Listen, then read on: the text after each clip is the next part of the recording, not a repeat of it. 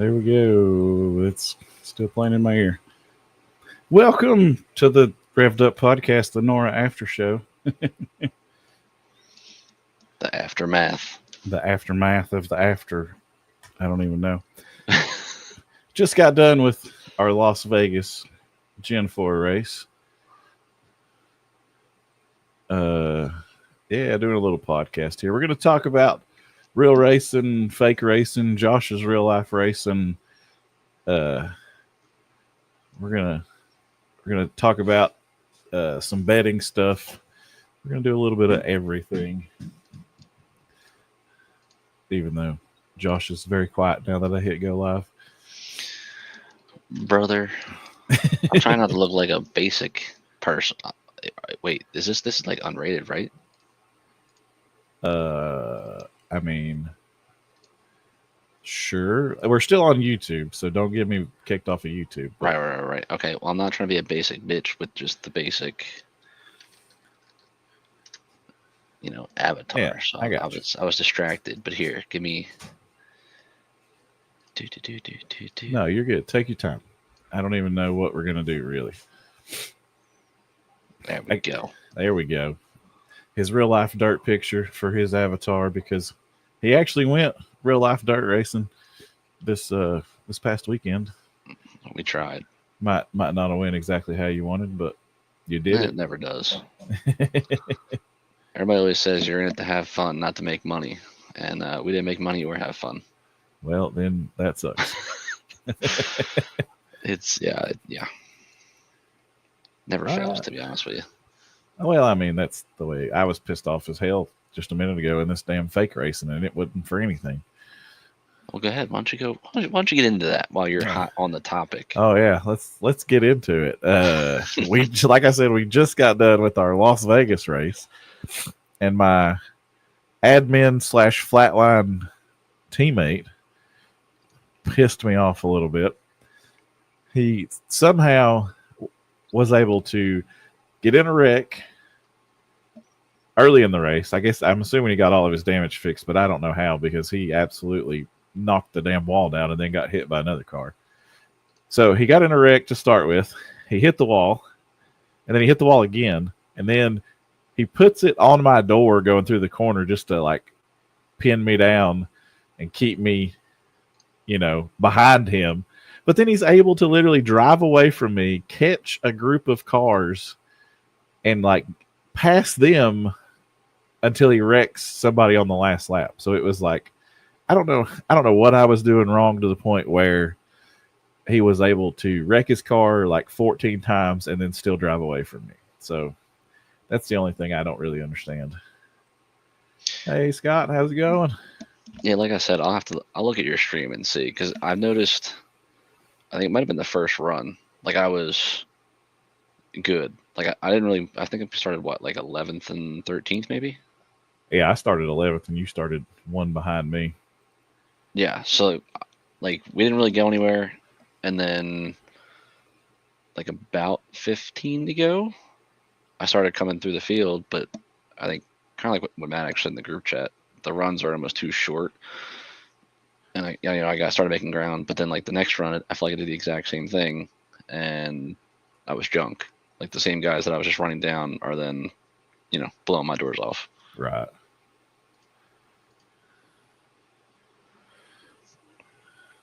Such is life, I guess.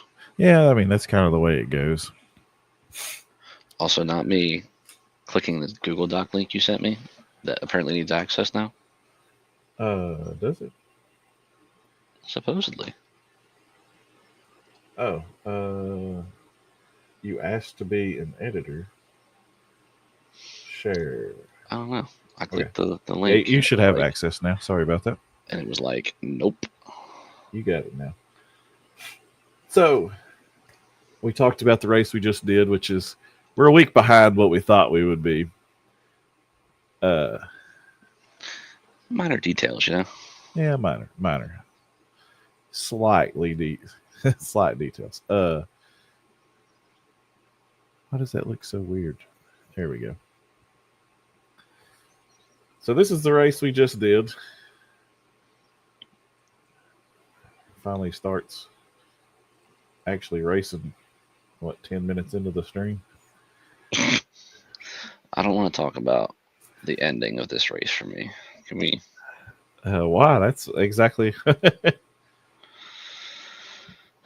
was a good race. We only had 4 cautions over 240 laps. So this, if you don't know what our Gen 4 league is, we are literally running the 2004 NASCAR Cup Series, where we are doing 2004 rules, 2004 paint jobs, all 2004 shit. And so that means no stages, no double file restarts, no choose cone, like 2004, just like it was. And these cars are actually really fun to drive, even though I'm pissed off at it right now. It was still super duper fun. I think the main thing I would pick up on right away, like even just looking, like right now it's lap 1, just the variety of lines. Like obviously you have your main line, which you will at every track. Like no matter where you're at, you're gonna have the main dominant line. But like even just that angle right there, you see guys spread out. Granted, next gen you probably will too, but I mean, I would say that Las Vegas is probably one of the pretty rare tracks where you actually do have multiple lines in the next gen. That's fair. But yeah, like you're saying, I mean, from the top to the back, they're 3 wide back there, and we're 3 laps into the race. Like, it's pretty crazy what you can do in these cars. And actually, since we're talking about that, I'm gonna one up you on that one. So, funny enough, I mean, maybe not, but Daytona was actually our worst race as far as cautions, but it was a crown jewel, so it was a little longer, maybe not as bad. Right. But that only had 7 for 18 laps. And then Rockingham last week, and then tonight, 4 cautions for 12 laps. Like, yeah, I mean, you can save the car. Like when you go to mess up, you can save it, and you can make abrupt movements to get out from behind somebody instead of just like not being able to turn the car fast enough and drive it into them. You can make a move to get around them in these cars. I think too, I forget who actually said it. It's like, might have actually been Brady. You have the horsepower to be able to move around, but then also you can kind of use it to control, like if you burn your right front, you can kind of lay into the gas more and it'll help you rotate. If you're the other way, if you're loose, you can kind of back off your exit. Not use the gas. Yeah. And it's nice to where it's like, granted, we're kind of just shitting on the next gen, but if you run the next gen, it's kind of, you're either one or the other. Like there's no. Oh yeah. And I'm always tight in the next gen. But like, again, like we've been saying, like right there again, lap 6, 3 wide, nobody really losing or gaining. Like obviously they get back in line, but like nobody's really like way off the pace. Yeah. No, it was nice. It was a good run. It was a good race. It was fun. I might be a little annoyed, which I feel like I always get a little annoyed. But I think that's just the nature of racing and being competitive and wanting to be in the top 5 instead of being 11th or 12th or 15th like I was all evening. Oh, for sure. Because it's easy to sit there and say, like I was even talking to Vinny when he was dominating early. Like I'm driving my ass off just to run second, whatever I was, 4 or 5, 6 seconds behind him. Right. But I'm running second. Like I'm angry, but I'm second. Yeah. In a field really of probably one of our best fields we've had as far as talent wise. Oh hell yeah. All 3 DEI teammates right there together, by God. Until Brady fucking does what Brady does. Well. Dude, not for nothing. I know I joked earlier about giving him shit. I wanted to move him so bad here because again, like look at the lap 16. Right when I about said like 10, 15 laps, you can tell who saved. Yeah. And this is the run where I said I saved and was able to make moves. He was holding me up so bad. I wanted to just lay into him and just give him the bumper. That's why I ended up on the outside, is because I did not do a very good job of saving in that first run. And I didn't do a very good job of saving all freaking night long. Like, I don't know. Granted, this is the second race I've done in the Gen 4 in a very long time. So it's like, it's kind of on me for not practicing and not doing the shit that I need to do, you know? Yeah, but again, like you were talking about, like being able to save the car, like that's just like the ratio as opposed to the pinion in the next gen. It almost, not really a hindrance, but like it almost makes up for not being able to practice, so to speak. Right.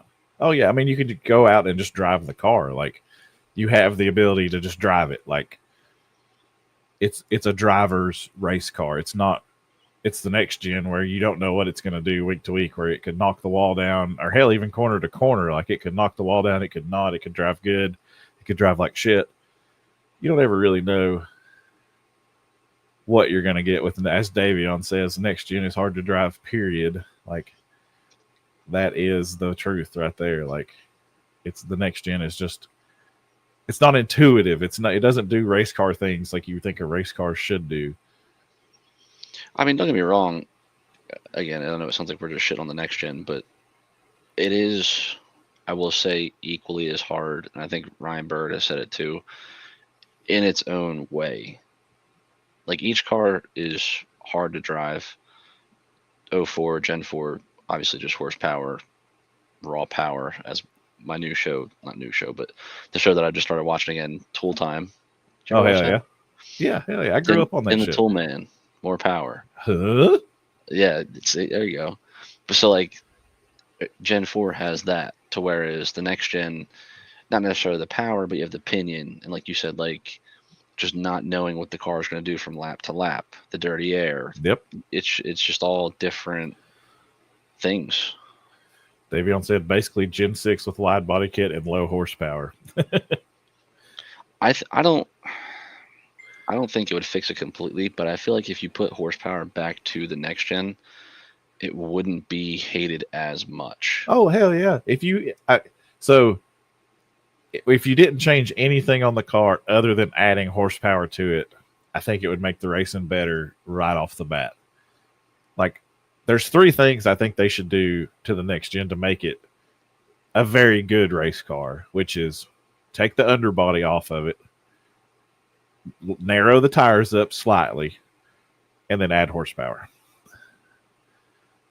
And again, you obviously know I don't really watch as much now, but I guess a couple of years ago, it might have been the Gen 6 era, they had different horsepower packages, like depending on the track. They did at one point, yes. There was a 550 package for certain tracks. There was a super speedway package, and then there was a 750 horsepower package, which also had different aero packages along with it.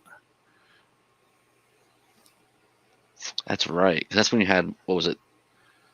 Wasn't it like backwards though? It was like low horsepower, high downforce or something, or low horsepower. Yeah, low horsepower, high downforce. Yes, yeah. You're exactly right. Like when they went to Kansas and Kevin Harvick aero blocked Joey Logano for like 40 laps, it was the 550 package with a giant ass spoiler, and Kevin Harvick could literally just watch his mirror, see where Joey's driving, and then put the car wherever he wanted to, and just give Joey dirty air everywhere he went. And I'm going to say this, and I'm sure it's going to be taken the wrong way, but we've kind of said this is like there was a big moment from me. An unfiltered podcast. Oh, yeah. We obviously ran last year, trucks next gen. Trucks got out of hand. We said, you know what? We're done. We don't want to babysit. We do that enough on Tuesdays. Nice save, by the way. Oh, the 32, actually, I got a 2X or a 4X from that, and he hit me and went in the grass. But even at that point, again, it kind of was almost like Rockingham. 40-plus laps green to start the race. Oh, yeah. And I know I made the comment before the race. I'll go back to what I was going to say, but I made the comment before the race about how in real life they were saying the track tempo was like 110, pushing 120. I think we were pushing 130. Oh, yeah, for sure. It was, if I pulled up my stream, I have a little weather widget thing, and it was, I don't think it got under 120 degrees. Like, it was 127 or more most of the race. Yeah, it was. I mean, and I'm for it. I think, funny enough, I actually thought it was Darlington next week. I was going to say maybe we'll get a hot track for that, but even Atlanta, like I think for qualifying we had, I think I texted you what it was, like maybe 75 or 76. I think it was lower than, I think it was 72 maybe. Oh yeah, that actually sounds about right. But even that was still like a mid 80s track temp. If we can get lucky and get, I won't even say get lucky because I feel like Atlanta, old Atlanta, I should say, provides good racing regardless. Yeah, I would say so. And I've even seen, I'm going to name drop a whole bunch of leagues here, but I've seen the Icon boys because they didn't want to run back-to-back plate races. They went to old Atlanta season 1, I think. You actually ran the race. Yes, that was my first Icon race, actually, was old Atlanta in the next year. And I know we were basically shitting on the car, but that was actually a really good race to watch. Yeah. And that's even in a car that we're saying, we don't like and this and that. But I'm probably looking forward more for that race, truthfully, than I was, I'll even say Daytona. Well, I mean, Daytona, you kind of know what you're going to get, and you're kind of stuck with what you get. Atlanta, you can move around and do what you need to do. Just like here, you can go up high or go down low or do whatever. Daytona, you're just kind of stuck. Yeah. How far did we go without a caution in this thing? I think tonight was 60-something. Because, no, it wasn't the first stop where Dalton and I tried to pit. But real quick, while you're looking for that, to go back to my other point, though, just about the horsepower. Like, you look at, and again, I'm going to name drop different leagues here, but NextEra with Snyder, he brought the idea of going Gen 6, and you can attest to this. I told him in the very beginning, you'll get people to start because it's low horsepower, high downforce. Yep. You're literally, we call it stomp and steer, but you're in the gas. It's drafting basically everywhere, besides obviously a short track. But yeah, and it's kind of just, as we say, balls to the walls. To whereas here, we knew it might be a struggle because frankly we did expect more cautions, just high horsepower, tougher to handle as far as getting the horsepower to the racetrack. And as I told Christian, it started out good. I think he had almost 30 cars like we have. But I mean, you heard it tonight. I think he said they had one car show up. Yep. And they're right before the playoffs. Right. Like, I think he said, like, regardless, they're going to run the playoffs out because they didn't want to do refunds, which I understand. Yeah. But again, you get the people. But after so many weeks of, and I'm not saying they were wreckfest, but after so many weeks of getting run over, like even you can attest this, like in trucks, how many weeks can you run getting run over because the package and the car and everything else has you on top of one another? Oh yeah. Well, I mean, I wouldn't even say it's getting ran over. I would say it's going to every single track that's like a mile and a half or bigger and getting the same thing. Like you end up with a Daytona or New Atlanta style race every single race of the season. Like you hold it wide open, you drive all the way around the track, and if you can't get a run on somebody with like help from somebody else, you're not going to pass anybody. So you end up having 30 some, or in real life, you had 30 some Daytona races basically. And it's like, it's not that fun to do that like if you're going to do that every week, you might as well line them up and go moon car style and go Daytona, Talladega, Atlanta, and just run the plate tracks, the drafted tracks. Yeah. I don't know. It's tough. I will say, going off the end of his comment there, New Atlanta, I only watched the finish, but I heard good things. And I believe it's because the track's getting obviously more laps, more like not running, I guess, but wore out. That's like that picture I sent in, I think the Facebook group. Somebody had a picture of the surface of Atlanta, and it looks like old Atlanta. Like just watching the broadcast, like it's not super dark like it was. It's lightened up a whole bunch. I mean, they laid a shit ton of rubber down over the weekend to the point where it looked like new asphalt again, but before the racing happened, it was like pebbles and shit sticking up. Like it looked like old Atlanta surface. And that's what Daytona used to be too before they repaved it and smoothed it out and flattened it out. It was, it wore it. You had to handle. You weren't just pushing like hell for 500 miles, even though they don't do that now because they save fuel for 475 miles or some shit. It's old cousin Terry and Brian Vickers wrecking right there. Yeah. Look, it's Mikey. Dude, so funny enough, I was going to do it and just not tell anybody.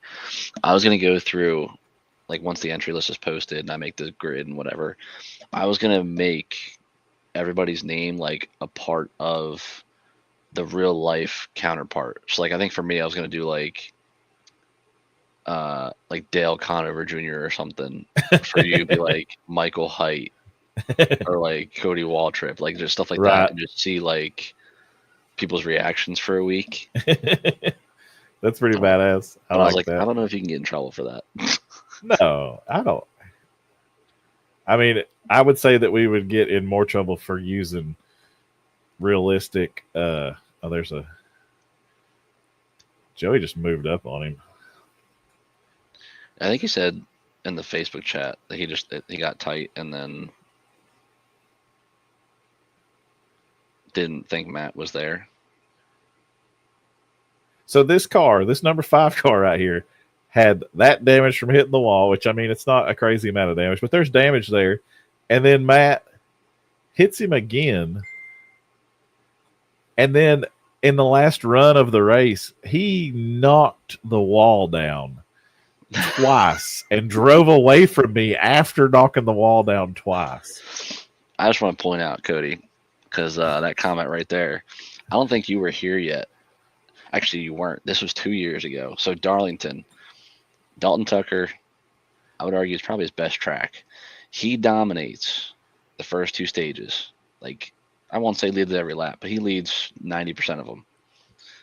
Final stage, he's teammates with Brian Jones. Pit stops, he's pulling away the whole 9. Yeah. This is our joke about, if you ever hear me say Dalton getting tight, this is what this means. So all of a sudden, he goes from leading by like a mile. Brian starts chipping away.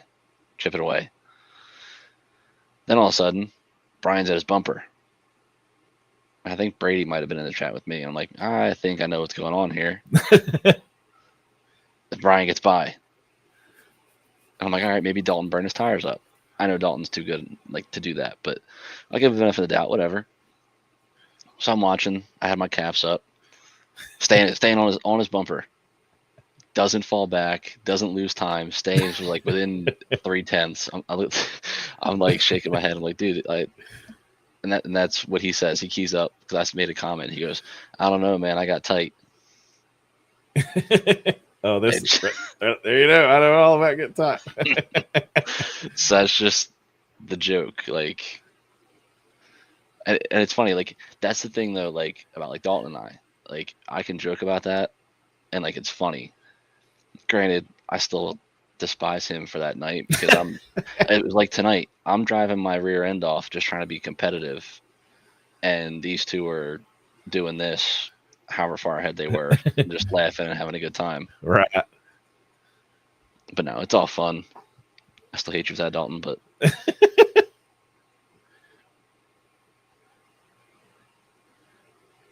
so there was only 4 cautions. Got to be a good teammate. Hey, look, now he's back in the Dodgers, so we know where his alliance sits. Yeah, we know where Brady wants to be. Shit, they got a secret chat every week. Did you notice that? Yeah, I know. I'm telling you, that hostile takeover DEI, it's coming. Oh yeah, Brady doesn't realize it yet, but it's happening. Oh, here's where Brady murders. Hell, I told him earlier. Here's where Brady murders Corey. You know what's funny too? As soon as I think you said something about like who wrecked or whatever, I knew Corey called out he was pitting. And then, like I said, as soon as you said what happened, I was like, well, that's on Brady. It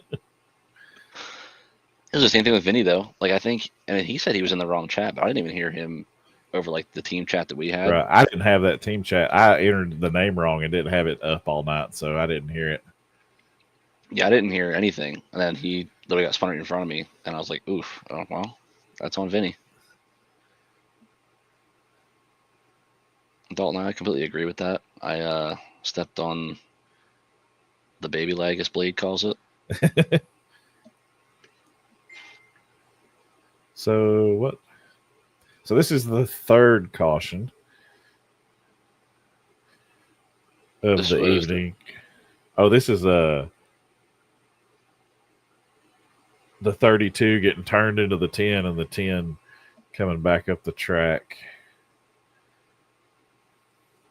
Oh, yeah, Dalton got screwed by caution flags coming out, getting onto pit road. That was the one that I was talking about earlier when you had the first caution up. Like, I don't know if I hit the line like as the caution came out or what, but my thing literally said like closed and then went to open like in the blink of an eye. Right. And I didn't get a penalty because when he called it out, like my caps didn't even say he had a penalty. So I think what would have happened there is you would have been like on pit lane just enough for it to count. So when it said caution, like the caution came out where you were already on there, it's originally like, oh, it's closed, but then it's like, oh, you're already on there, so it's open for you because you were already there. I think is what would have happened. I mean, and then here's the battle for the lead between Josh Conover. This was after that the short run. Brady was, as usual, flapping his gums and says, "I'm going to pit." And then Vinny obviously wasn't going to pit. I knew he wasn't, but yeah, went down. So I was like, whatever. We kind of know what the difference is for like 3-lap tires. I'm going to pit and see what this does. And it worked. I mean, I kind of used them up here trying to get by Brian. Right. But like it worked.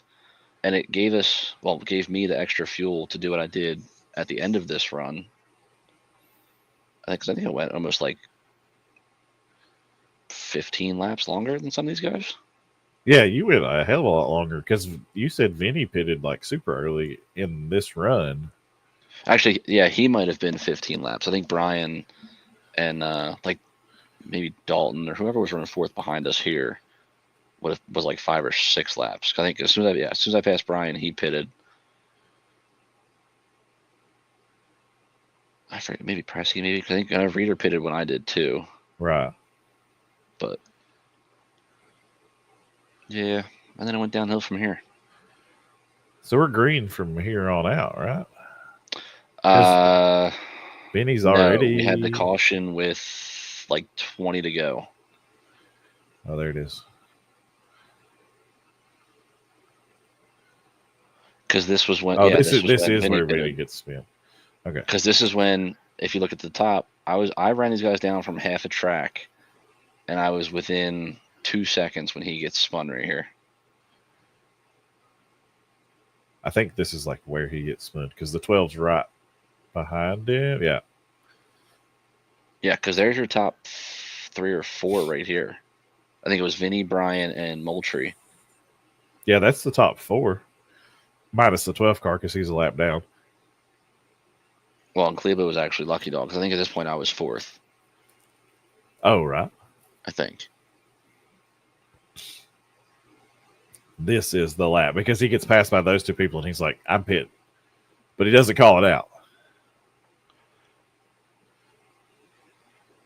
Yeah, there you are. This was one of those where I'm like, oh, I'm going to slow down. But then I'm worried he's going to come up. So I'm like, nope. I'm honestly very surprised that was a caution. I think if I'm not there, it's not.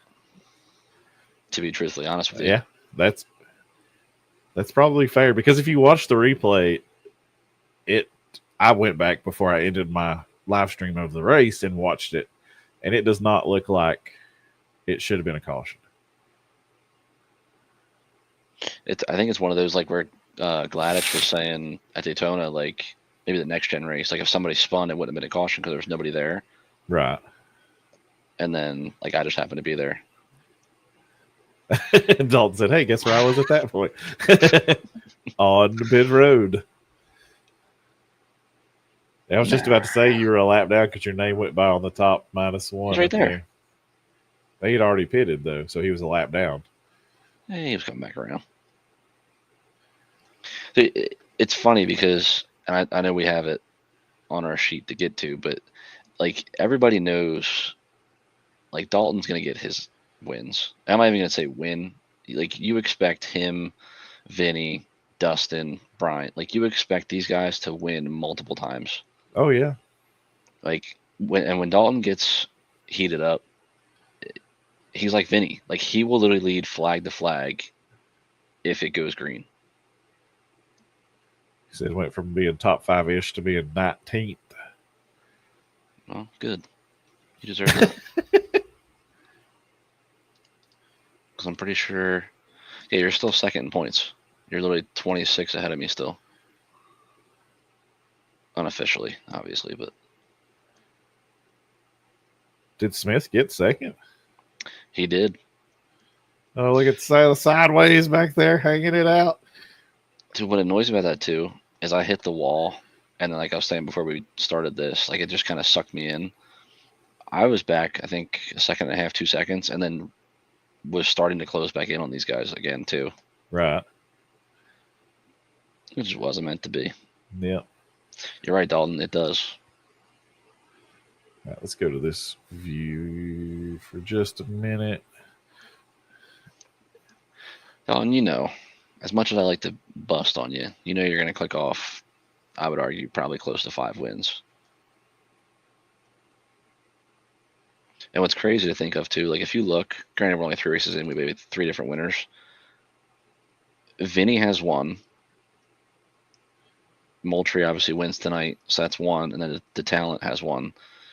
So out of those 3 races, we have 2 first-time winners. Not even just for 04 or the retro, whatever you want to call it, but just in general.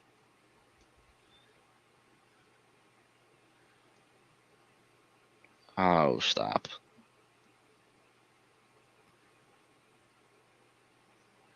He said, man, you talk about pre-COVID, Dalton. Dude, you want to talk about saving tire. This man, before, I'm going back years at this point because this was a bunch of tire miles ago. Dude, he would make you want to fucking Alt F4 out of the race and not even, like you think you're saving tire, you think like you got a big enough lead on him, and you look up, I won't even say 10 laps, look up 5 laps later, and he's beating your bumper off and then drives away by like 5 seconds. Like it was, and every week. Like he could start 10th, you're on the pole. You get a 9-car head start, and he still runs you down. I wish I could save tire like that. I absolutely suck at saving tire. I don't know what I do wrong, but I do something very wrong. Back to the rock. Back to the rock. So this race was actually very interesting as well because we had old tire model was so much better. This new shit I can't get. Man, I said that during the middle of the race. Like, I don't know what they've done to oval racing here recently, but I feel like I've just fell off a cliff or something.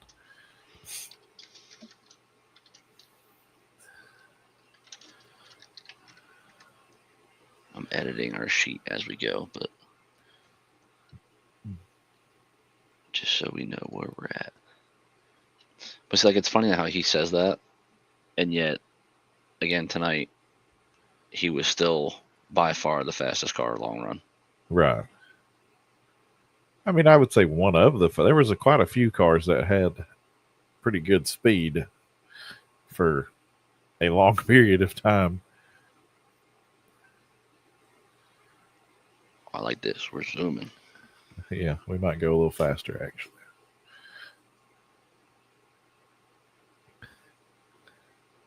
So how many laps did we go at the start of this thing? Like 40 as well? Yeah, this one was another 40. And I had a lot of fun at the Rock until I got 4.5 minutes worth of damage and couldn't get it fixed because we went green for so damn long. Well, and like that's the funny thing too. Like, maybe not. Well, not funny to some, but like Brady, as much as we can't stand it when I do it too. I'm guilty. It's like, man, I'm gonna run 90th. See you, buddy. like he was running, I'll say like 7th to 10th, and he was lapped. And he's like, gets down his head or whatever and starts making the comments. We're like, dude, you're running 7th. He goes, but I'm lapped. And at this point, I think we ran like 120 laps green. Yeah. Like at a short track, like you're gonna get lapped if you're not the freaking leader. Yeah. I know at some point early on, Christian knocked the wall down, and I don't really know how it wasn't a caution. I think you blame Nick for that one. Yeah, I think so. I always just blame Nick.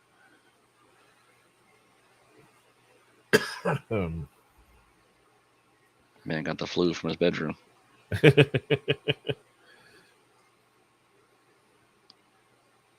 I'm sorry, that's mean. Nick, I hope you feel better, but I mean, it's like I say with the races. If we race against you, we're probably going to talk shit about you, so don't take it to heart. Especially on this. Now I have an outlet to voice, and I cannot be like an admin. Oh, sign me up. The Revved Up Shit Talking Podcast. That's right. So but then we'll probably make up for it and talk good about you at some point. Oh, yeah. Well, now Dalton's left. Can you believe that guy? He's fucking... He'll pop back up in chat here in just a second and be like, you mother... Yeah, he'll be like, psych, I'm still here. So we went almost 50 laps at the Rock without having a caution. That guy. And like that's what I'm saying. Like I think we're almost caught off guard because I think I even said it in race, like, or maybe to Vinny, like I'll be shocked to go 10 laps. I think we expect it because of, like I said, we're used to the next gen with the pinion and low horsepower. To whereas like now we have high horsepower, and even this was a hot track too, where we expected cautions. But again, I'll probably jinx it for Atlanta, but I'll say it again, and I said it earlier in Discord. I have been pleasantly surprised with. I'll even just say the racing in general. I know other people will disagree, but the racing and the cautions. I would say the attitude in general. Oh, he got caught by the 88. The attitude in general. I jokingly said this during the next gen at Daytona race that everybody was so calm and peaceful to start that race. And I was like, it's insane how much the egos go away when there's not a broadcast. Because like, early on in that race, I felt like everybody was calm, giving room, like just taking it nice and easy and chilling. And I felt like if there was a broadcast, like last year, I mean, compare it to last year, I felt like it was balls to the wall, wide open the whole way through, no matter what. Yeah. And I mean, like on the flip side too, though, granted, I'm not doing it just because there's no broadcast, but like, I feel like some people got tame. Because I know like Christenberry even said like, he thinks, just to call it out, he thinks Malone will be better this year because he'll have somebody like in Discord with him. And he even said that there was times, and that's exactly what he said. He said there was times where Malone wanted to throw a dumb block or, force it 3, and Jake was kind of like, whoa. Why? Yeah, like rein it in some, like no, and he didn't do it. So, okay, so this right here is how I got almost 5 minutes worth of damage at the Rock. There's only one lap car in this bottom lane right here. We are in the start zone. The race is green. Do you see this little valance sticking out under here? Here comes the 38 trying to get to where he was supposed to be at the restart. There's Mikey. Yeah. So here's the 38 car, the lap down car that was hauling ass to get to where he needed to be. Fucking Elliott Sadler.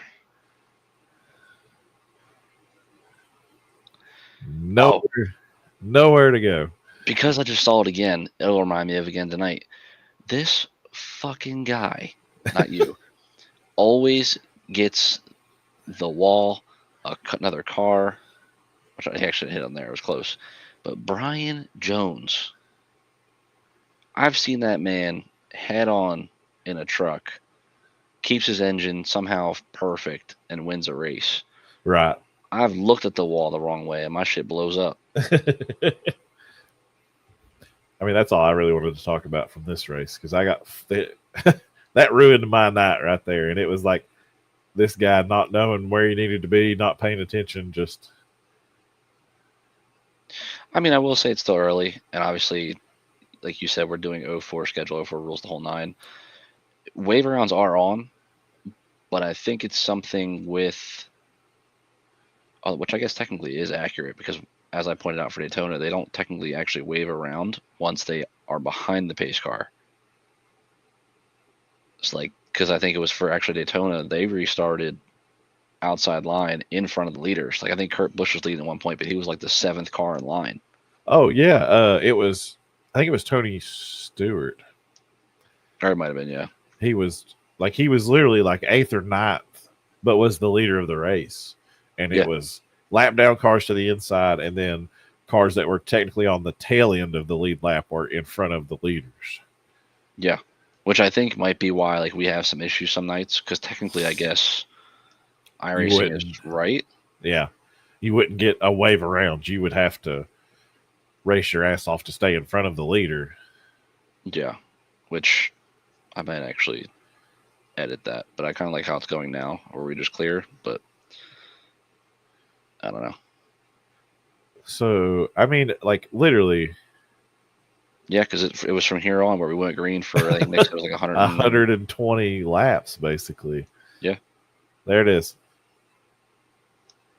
There's the next. So, that amount of time in the race where I have 4 minutes of damage that I can't fix, we went green for that long. Like. And see what's crazy, too? Like in the first track, the 88, which it wasn't a light hit, but he hit whoever spun and it broke his front end. Like, he couldn't steer. He was done. Yeah. You had your damage, and you were, I mean, I wasn't leading, but I was, I think, top 5. You were still keeping up with me. Like, you had good pace. Oh, yeah. I mean, the engine wasn't hurt. It was just, if I tried to push, like if I tried to keep up with you, it would burn the tires off of it a lot faster than what it should have, because I didn't have enough downforce, I guess. I'm still, like, I think we're averaging, I think I did it earlier, it's 5 cautions a race, which we're only 3 races in, but the tracks we've had, I'd say that's a success so far. Oh, yeah. Well, that's like, tonight I put in the Facebook chat, the group chat, I said over under 6.5 cautions, and we had 4 again tonight. Like, yeah, we had 4 for 12 laps again. I fully expected with 115 plus degree track temperature that we would have had more cautions, especially being 120, almost 130 degrees.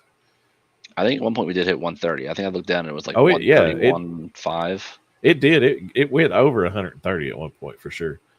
Because like I said, I have a new little widget on my screen that is like a weather thing. So it tells you track temperature, how wet the track is, which way the wind's blowing, and something else, I think.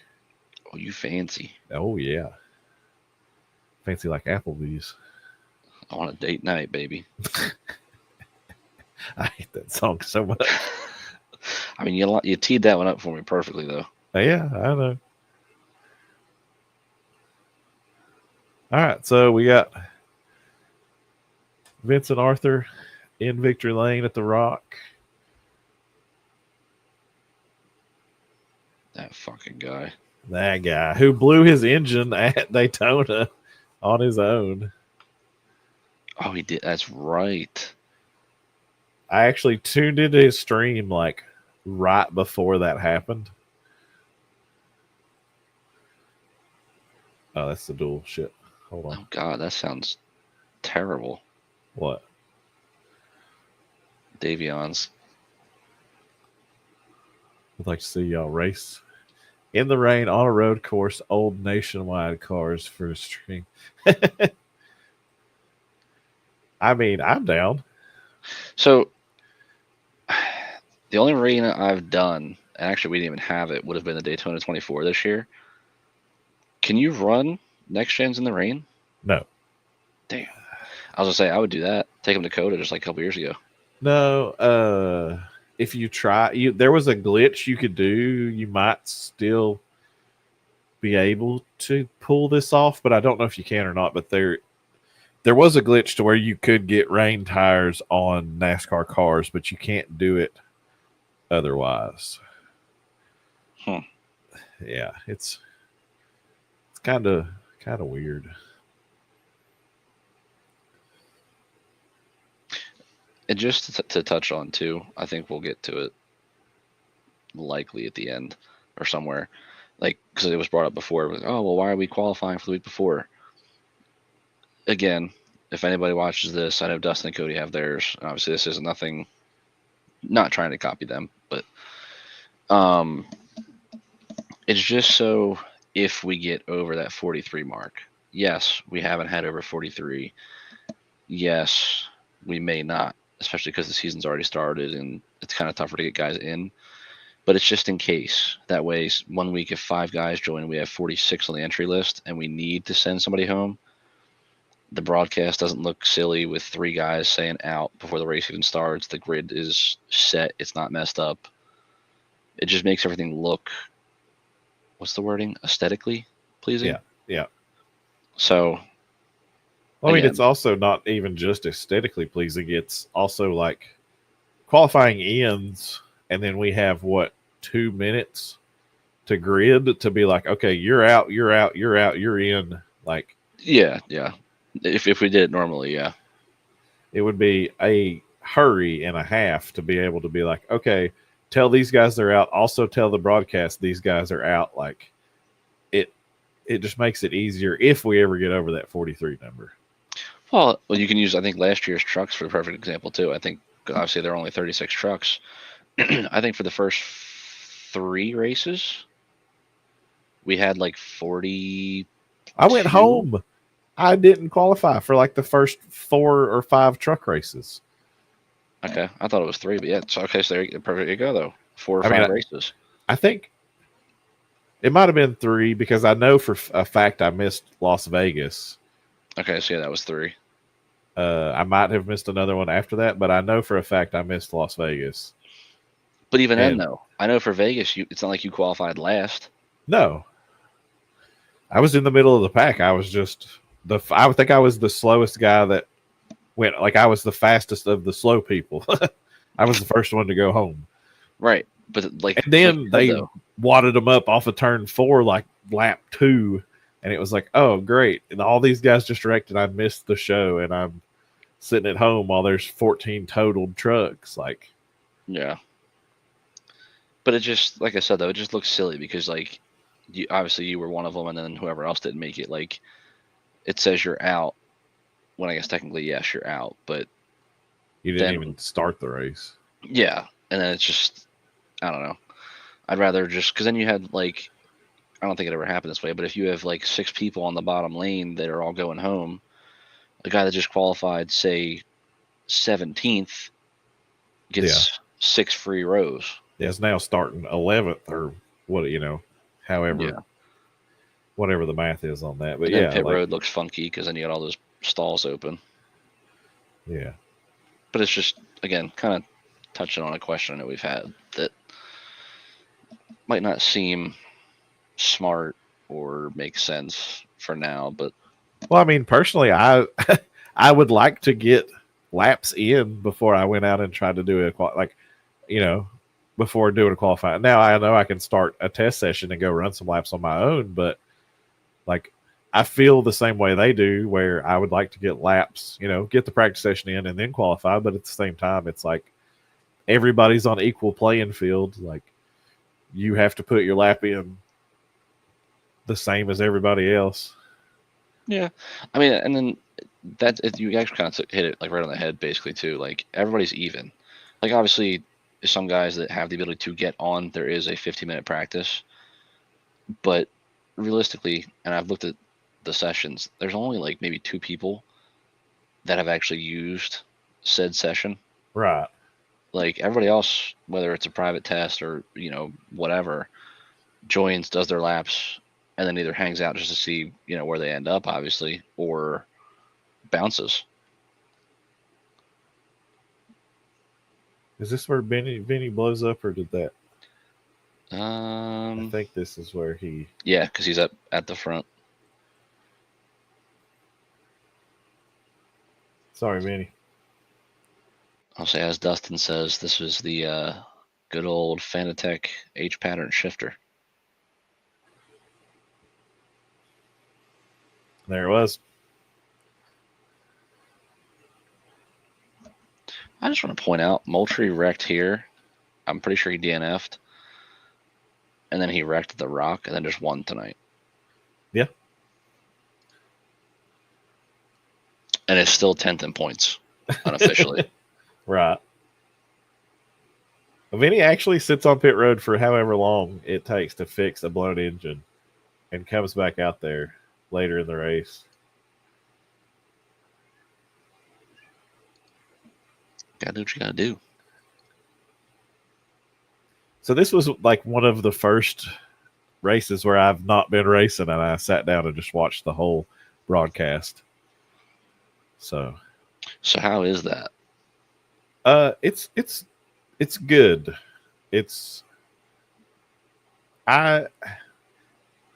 So like you sit down and you watch like a TV broadcast where it's all like polished and shit. So if you're comparing it to that, it's not that. It's not a multi-million-dollar thing, but it like they do a good job with what they have. Like Patrick is really good in the booth. It's entertaining. I feel like if he had somebody, I don't want to be mean to Stella because she, she's there, she helps with the broadcast, but it's like if he had somebody who was a race fan in the booth with him who knew, like, I don't know. It's hard to explain without sounding like a dick. Like the terminology, maybe? Yeah. I mean, it's not even that she doesn't know. She just, I don't know. It's hard to say. Dylan Banks, what's up, buddy? I feel like I know what you're trying to say, but I agree. It's like hard to.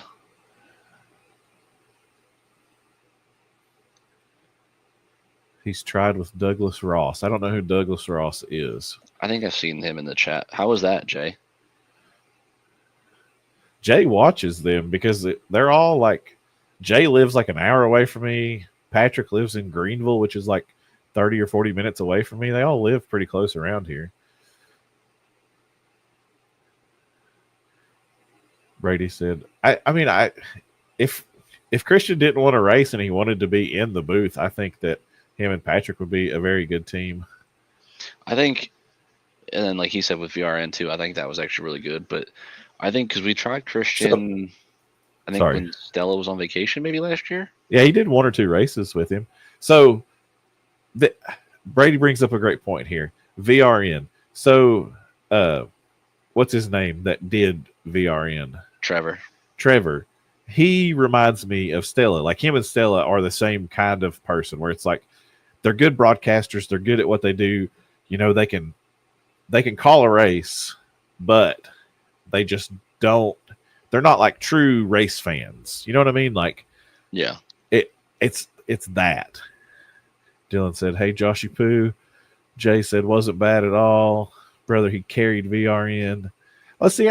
Like Trevor was a good announcer. It's just he wasn't like a race fan. You know what I mean? Like he didn't know it. I don't know. It's like me comparing it to a TV broadcast where it's like Kevin Harvick, who used to be a race car driver, Clint Boyer, who used to be a race car driver, Mike, whatever, Joy, who's been broadcasting NASCAR for 600 years. Like they know NASCAR front to back, the history of it. Like that's just what that's what it's missing. That's what they're missing. And it's not a bad thing. It's not a bad thing that they're not a race fan because they're still good announcers. They still get the job done. It's like trying to watch like a Cletus McFarland oval race where it's like it annoys the shit out of me because I watch real oval racing and then you watch a Cletus race, which is just like for fun and shit, but it's like they don't do the things the way they should be done. You know what I'm saying? Yeah. Yeah. I get what you're saying. 'Cause like I said, I agree, and I know like what you're trying to say or like we're trying to say, but it's like hard to not be like it sounds about it. Yeah, it sounds like a dick when you try to say it. So Dylan said, "Tell Josh New Atlanta is great." Yeah, I see it.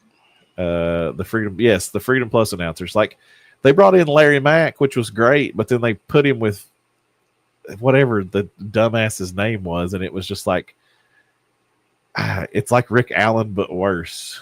I mean,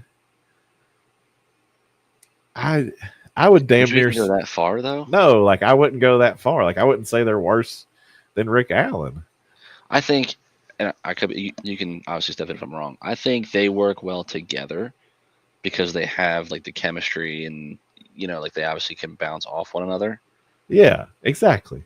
But at the same time, kind of like what you're saying, I think if, like, say Snyder didn't want to race and he was in there, or even like Jay said, I think it was Douglas Ross or whoever, or even somebody that like raced in real life, asphalt, or like whatever, could bump it up, I guess. What do you mean delayed, Brady? I think he means from the comments popping up, maybe. Oh, well, that's just the way YouTube works.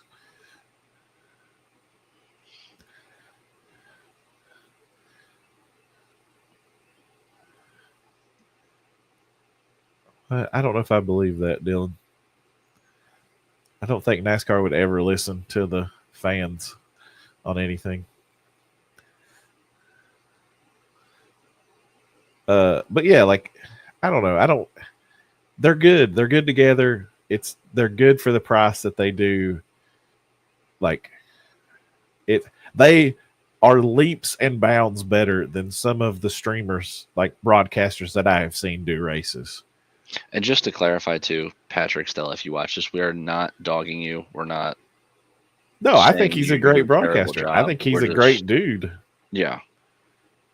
I'm just saying. We just don't want you to hear this and be like, oh, well, they don't fucking like us. Why are we doing assholes? This? Yeah. That's not what it is. And then to answer Jay's, like to go with Jay's point, yes, NASCAR wants, and I said this, might have been in our Facebook chat. They don't care about what you want, what they need, whatever. They want likes, views. Yeah, they went down the view hole. They don't care. They want a viral moment. They don't care about viewership over the total of the race. They sell the TV package for $1.1 billion. They've made their money. Like, all they have to do is get the clicks and the money off the clicks and the views and shit like that. Like, well, look at last year's All-Star race. Didn't they penalize Stenhouse or fine him or whatever? Yeah.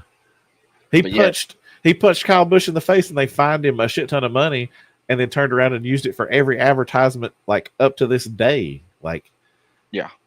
Boys have at it, but then don't have at it. Hell yeah, Chase. Chase kind of making me jealous a little bit. Those R5, 13-inch wheel, pedals, tube frame cockpit, racing seat, on the way. Brady, that's because you got ADD, brother. Brady, he says I could never do a podcast. If you put this motherfucker on here, he would talk for 8 hours. Like, there's no way you could not do a podcast. That's sorry. I said ADD, but the second half of that statement is probably true. But I also have a button to mute your ass. So we have obviously our Word doc of like what we want to touch on. He would look at this and go like, I don't know if you can see my cursor. He would go like down to here. It's right, like, oh yeah, so what about this? Over all of it. All right, so if we skip ahead to the end of this Daytona race here, it just looks so good. With my new computer being able to crank everything up on iRacing, dude, it looks so good. It looks like we're back in 2004. This was a hell of a race, and like you said earlier, we're not shitting on the broadcasting at all. Like, I think the broadcasting is great. I'm just saying there's always room to improve. Like, I even know my streams, there's room to improve a shit ton. I just want to point out Dylan's being a smart ass. You see what he said? That? Yeah. Yeah. That man hates the Gen 4. You know damn well he ain't going to say that. ADHD makes it possible. Yeah, see, Chase gets it. Chase, if you watch Cody's streams, tonight actually wasn't that bad. I'll give Brady that. He was actually somewhat tame tonight. If you watch a plate race with Brady in the Discord call, you will understand everything we ever say about him on this podcast. Oh, yeah. Okay. Bro, I had some shit set up to where you could do ! dog cam in the chat, and it would switch the stream to the dog cam for 15 seconds and then automatically switch back. And it worked when I was testing it. And then tonight when I went live, it didn't work at all. And I was very annoyed about that. But no, like I'm just saying,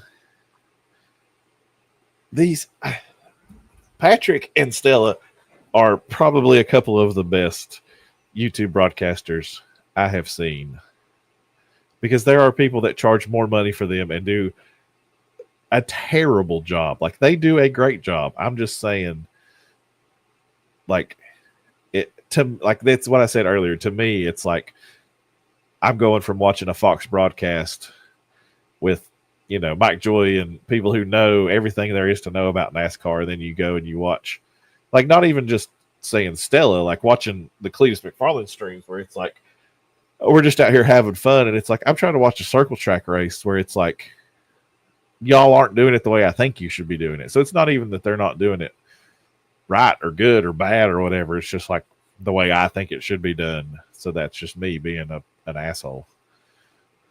Yeah. Yeah, that's what it's like.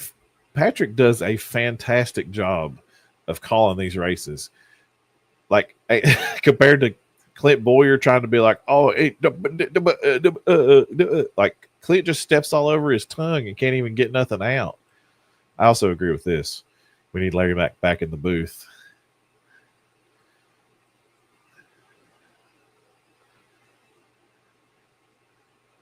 Dude, Jamie Mack, the CW booth was Jamie Mack and what's his name? The guy that won Daytona but didn't win Daytona. Parker Kligerman. Those and Adam Alexander, those are great. I am really impressed with the CW broadcasts so far.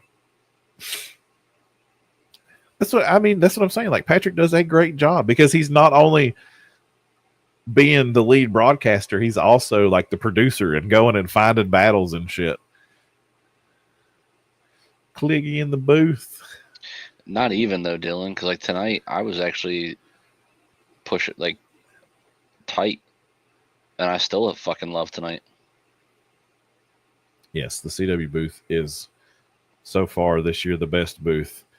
I'll be interested to see the Amazon Prime booth with Junior and what you call him, Steve. Before I forget, speaking of like the best booth, and it's almost like talking about our stuff for Gen 4. Nothing against, I think it's Jamie Little. She just is not meant for the play-by-play role. She is the worst play-by-play. Oh my God, I thought Joe was just going to kill Dale Jarrett. The Jamie Little in the booth with Brad Keselowski and Joey Logano was probably the worst NASCAR booth I have ever watched. But it's not even. Yeah, I don't want to talk about that. It's not even that she's bad. Well, scratch that.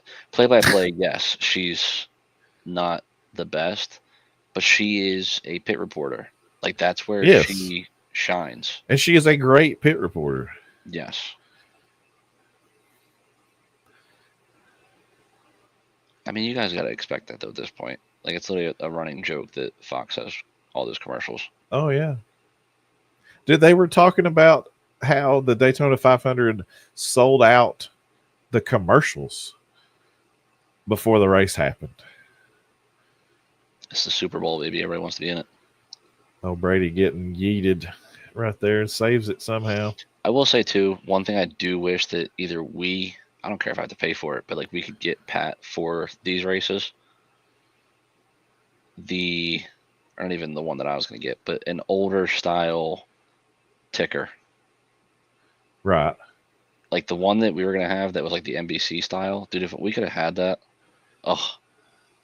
Oh, yeah. Which, I mean, I don't know what he was talking about, like the version or whatever that it is. See, Brady? I think he uses SDK. Right. And I think the other one he was referring to is ATVO. No, Dylan, because they would kill each other in the booth. Dylan, I wouldn't make it past lap 10, brother. Yes. NASCAR, funny NASCAR sponsor. Like they used to have personality. Drivers had personality. Like the sponsors had personality. Now it's just like the Ricky Bobby, I don't know what to do with my hands shit. Like car was good, drove good, had a good day. Like, you know what I'm saying? Like that's 90% of the field now. There's no freaking personality anymore. I will say that Patrick's call to the end of this race is like an all-time great call. I just want to point out, Brandon Dunford did his best Kyle Larson, I guess it was nationwide back then, a couple years ago. Oh, into the fence and stuck the engine in the fence? Yeah. Oh, y'all bickered like an old married couple. Bro, you can't even tell me you don't understand. Like, he's so annoying. I skipped. Oh, y'all need to watch the Moon. Moonhead is fantastic at call. He's like, that motherfucker's flipping in there. We got one rigging over here. Like, Moonhead is awesome. Look, Brandon Larson right here.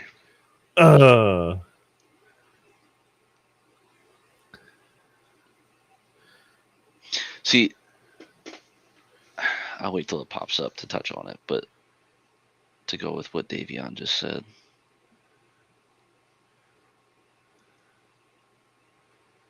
So that's a great call. Like Pat, it's a great booth. They do a great job. I don't want it to sound like we're shitting on them in any way, shape, or form because they are great. To go with what Davion said, though, that's literally anything. Like any sport.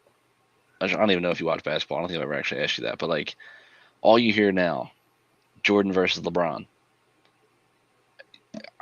LeBron is a great player. Don't get me wrong. He's no Michael Jordan. In the fucking Jordan era, he would be broken. Oh yeah, like the way the Pistons and people used to like fight and punch, and yeah, he would be laying on the floor crying like a baby back bitch.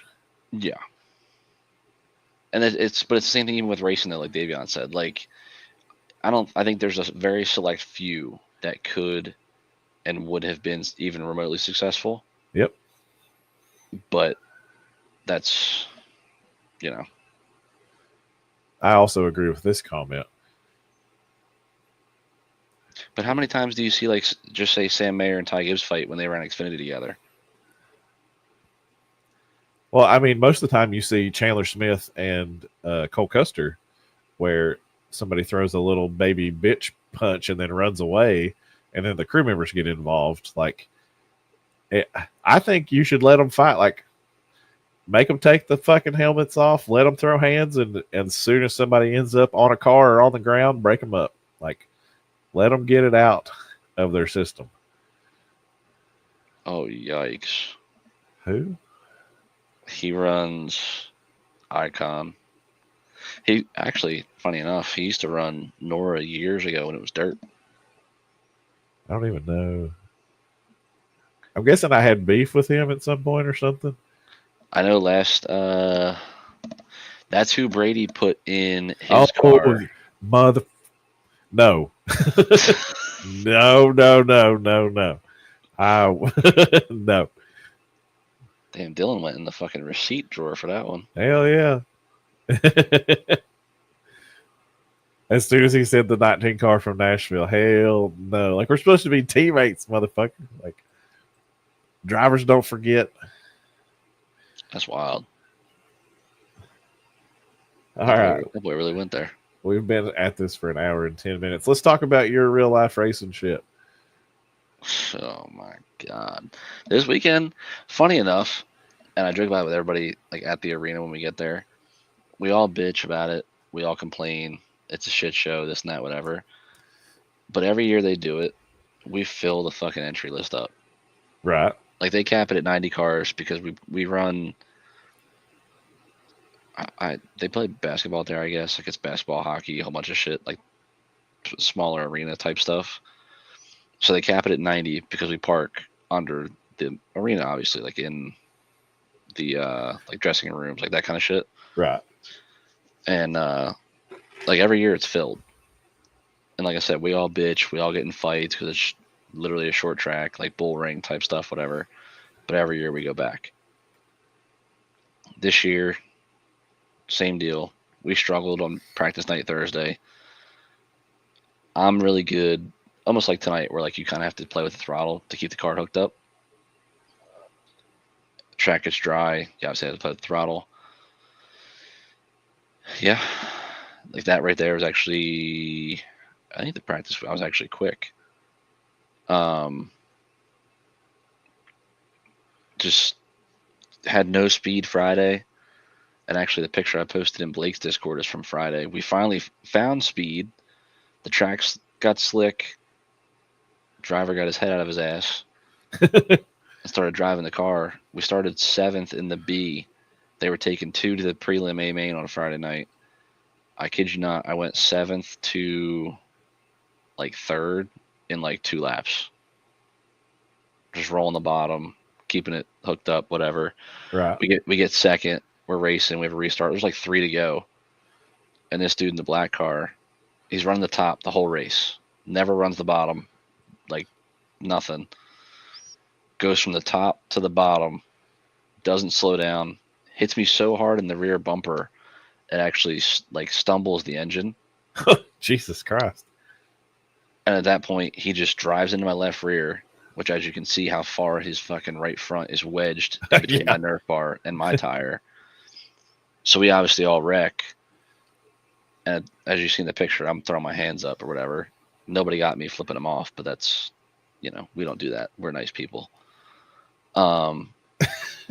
We don't do that. We're nice people. But, and like, even after the race, like I'm yelling at him here, and after the race, I get out of the car, and like, where the fuck are you going to go? Like, I'm already on the bottom. I'm committed. Right. Like, you just ruined both of our nights and both of our weekends, realistically. And he swears up and down he got pushed into me. I'm like, dude, you're not getting that far into my Nerf bar, getting pushed into me.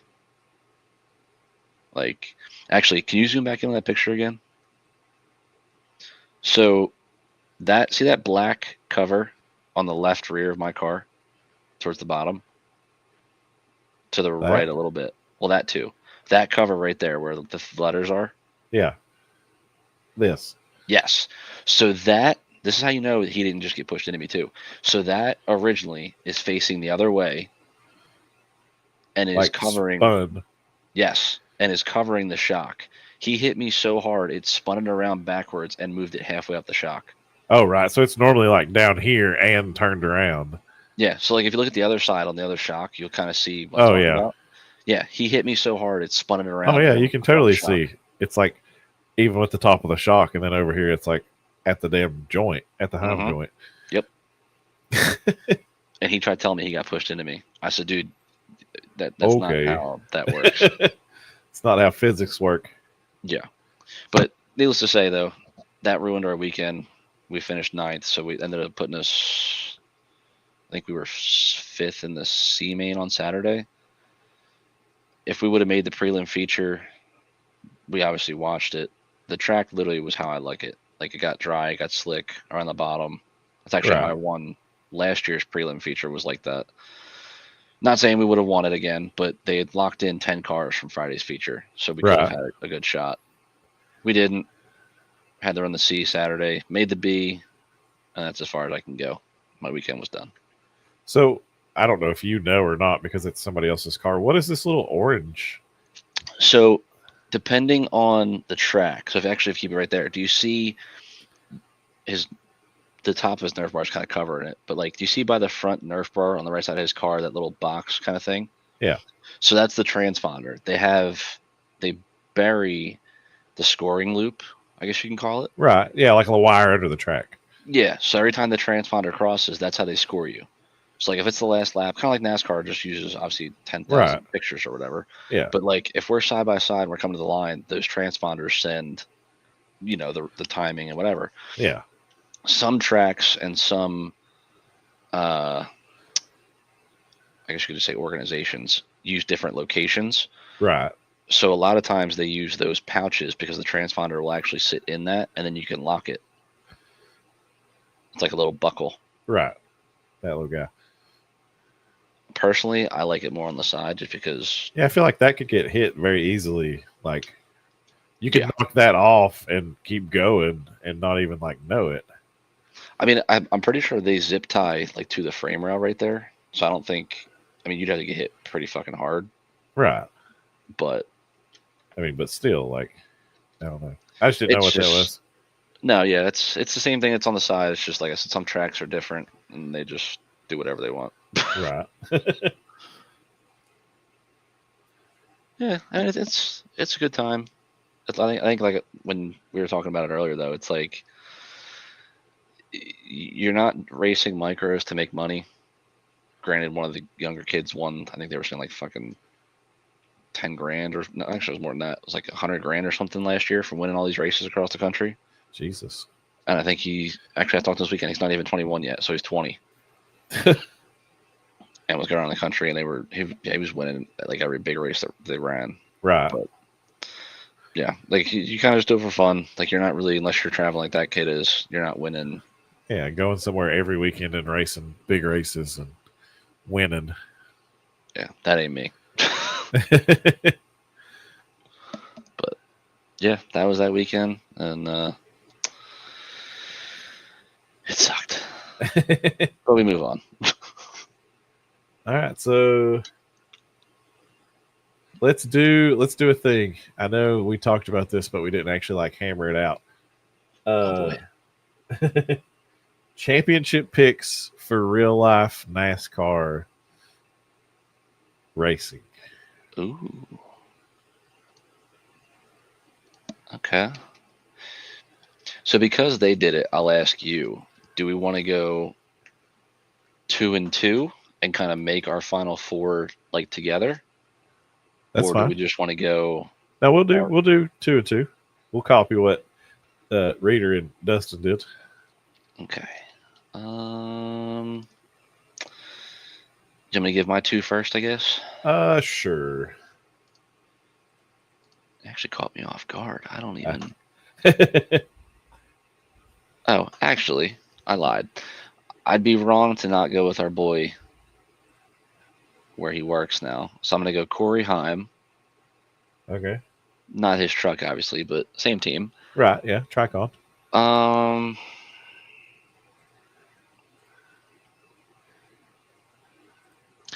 I'm going to go. I don't think he repeats it, but I think he gets there. Ty Majeski.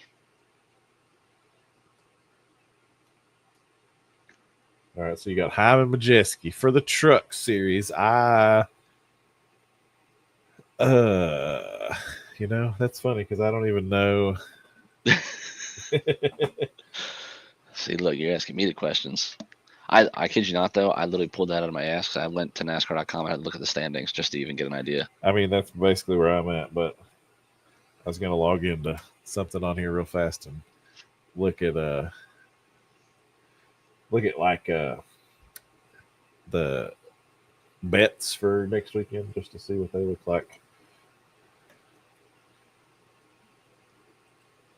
And if you're, I know we have a couple people watching while Cody's making his picks. If you're in chat, make your picks with us. Who you got for trucks? Final four.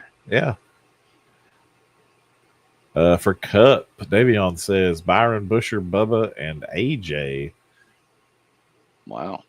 Okay, so my first two for the truck series will be Grant Enfinger. I was leaving that layup for you. I'm gonna go Lane Riggs for my second one. You know, I actually don't blame you for that one. Because he is, what, the second truck for front row? Yeah. Because it's him and Chandler, right? Yeah, him and Chandler Smith.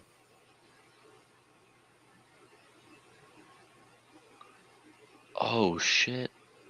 That's a good pick, Davion. I actually forgot about him. Oh, he picked his trucks. Crafton, Rajah, Heim, and Rhodes. I personally think Crafton is washed. You know why I forgot about Raja? Because my man is 30th in points. I literally had to scroll all the way. And I'm not saying we can't pick the same four people either. I meant to put this down here. So this is the standings right now. Grant Enfinger, Majeski, Chandler Smith, Corey Heim, Ben Rhodes, Regero, Stuart Friesen, Daniel Hemrick, Garcia, Wood, Bailey Curry, one of the Gray brothers, Lane Riggs, Tyler Ankrum, Honeycutt, Frankie Muniz, Matt Crafton all the way down in 20th. Johnny Sauter actually has more points than Rajah Caruth. You know who else has more points than Rajah Caruth? Norm Benning. Yeah. The GOAT, Norm Benning. That's actually kind of wild. All right, so do we want to keep those are our four, or do we want to make our own four? No, you pick two more. All right, I'm going to go out on a limb, and so I don't feel bad for not picking him, even though he has no idea who I am, but I have connections to know who he is. I'll go Rajah. Okay. And funny enough, I think I'm going to regret this. I'm going to go Stewie Friesen. Oh, Stewie. Just for the dirt aspect. Right. I mean, Stewart's not a bad pick. He's pretty fucking consistent. I feel like the years he actually misses the playoffs or doesn't advance around is when he normally runs like top 5 every week. Yeah. For my next two, I'm actually going to copy you on one of them. I'm also going to pick Rajah. Hopefully, he will have some better luck. I think he wins a couple. Yeah. And then I am also going to go. I'm going to go Daniel Hemrick. What's funny, too, about that one, he's in the car that won the title last year, right? No, Ty won it. Oh, yeah, that's right. Sorry. Duh. The 19 truck was in the Final Four. That's right. Okay. He won the regular season championship and then had his run in at the championship race. Huh. All right. So Xfinity, Davion has made his 4 picks. Love, Sawalich, Jones, and Sammy Smith. That Jones pick might be something. Dude, he has had zero luck. Brady jumps in and says, Rajah winning the chip. Thought you went to bed, motherfucker. I forgot he runs the 20 car now. Yeah, he went back to Gibbs. Bro, Patrick Emmerling has 1 start and he has more points than him. Well, he crashed out at both races at Daytona and Atlanta. Man, you want to talk about something? Eric Amarola also has 1 start and almost doubled his points. He almost won. He finished second. He almost won the race. Too amped. Yeah, see? Yeah, I feel you on that. Dude, I can't go to sleep till like 1 o'clock in the morning after a race. See, Brady, I told you you would appreciate and like what we were planning. You should be patient. And I will say, I'll just call them out because I'm sure they'll say something. It's not because Dustin and Cody started it. Our wives have told us to make our own. Christ, I know mine's been probably like fucking 4 or 5 years at this point. Oh, Carrie definitely told me like as soon as we started doing this shit, she was like, "You and Josh need to make a podcast." Jay is so jacked up on Mountain Dew. He said it twice. It has double the effect, some would say. I'm all jacked up on Mountain Dew. Be on your ass like a spider monkey, old man. Okay, sorry. Xfinity Series. No bullshit. Some of these are going to be fucking layups, and I hate to say it, but you almost like already know, kind of, unless something crazy happens, which it can with this format. Oh yeah. I'm just going to give you all 4 because again, I feel like they're almost layups. Right. Austin Hill, and I hate to say it. I really don't hate the guy. I just hate the team, honestly. Right. I don't like the guy. I don't mind RCR. I don't mind RCR. I don't like the RCR Xfinity team. That's fair. More specifically, I guess. And I want to pick Creed because he's become a micro guy, but I just don't think. You know what? Fuck it. Sheldon Creed. Brady made some picks as well. All right, we got Hill, we got Creed. I'm going to go... Picking the top 2 in points.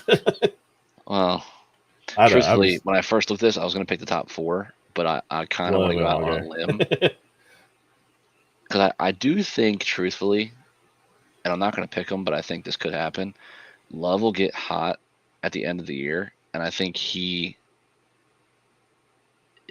is Hill's biggest competition, and I think he ultimately beats him, whether it's round of 8. Like, if neither will make the final 4, I think he beats him round of 8. If that even really matters, I guess. But okay. Number 3. I'm going to scroll down for this one a little bit. My goodness.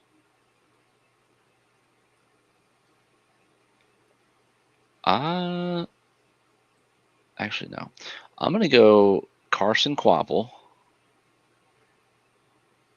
I was going to go Zilich, but I don't think he'll be consistent enough. And he's probably going to make me eat my own words right there. Yeah. And then one more. You know what? I will do it because I think he ultimately does beat Austin Hill. I'll go Jesse Love. All right. So for his picks, for Josh's picks, we have Hill, Creed, Kvapil, and Love. For my 4 Xfinity picks, we're going to go Austin Hill, Justin Allgaier, Ryan Sieg, going out on a limb on that one, and Connor Zilich. I was actually going to pick Sieg too. Just because, like, I don't know. I feel like Creed's just cursed. Is it wrong to say that? No, and I mean, you don't finish second, 9 times without a win, without being a little bit cursed. Like, Brady says, hot take, the 2 or the 21 don't win any more Xfinity plate races the rest of the year. I would have to disagree. They only have, with that. 2 plate races left? Or I guess 3. They go back to Atlanta, back to Daytona. I don't know, did they do Daytona twice? Like Cup? Because if they do, it would be Daytona, 2 Dega, and then Atlanta. Was that before?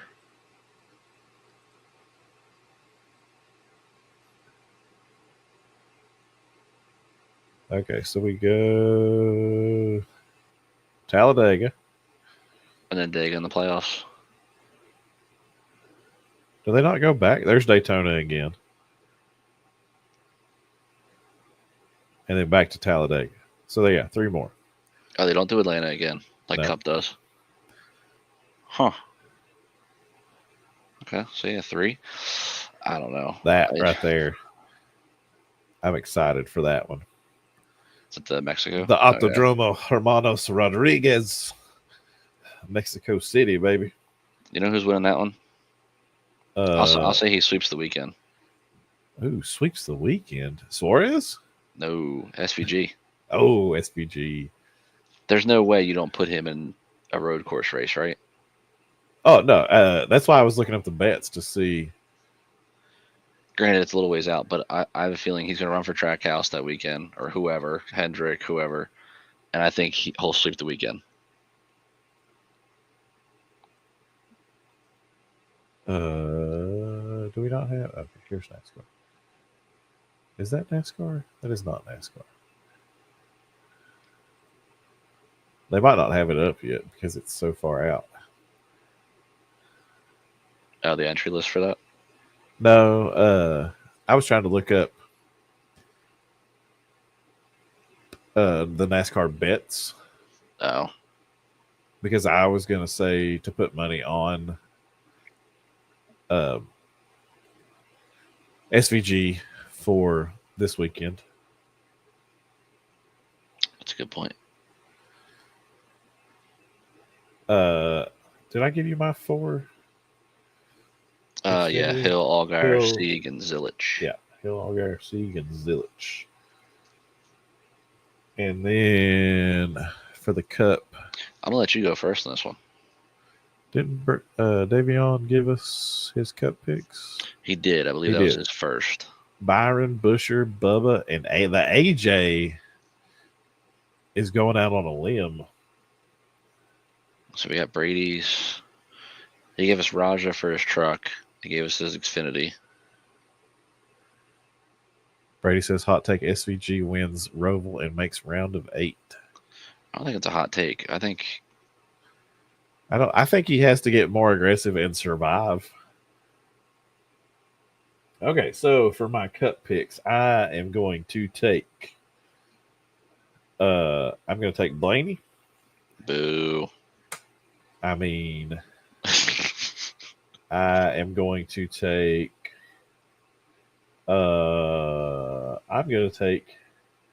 Tyler Reddick.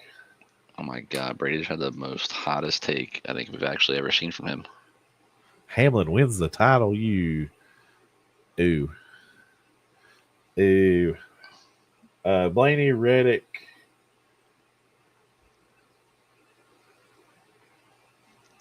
I'm going to go Keselowski. Wow.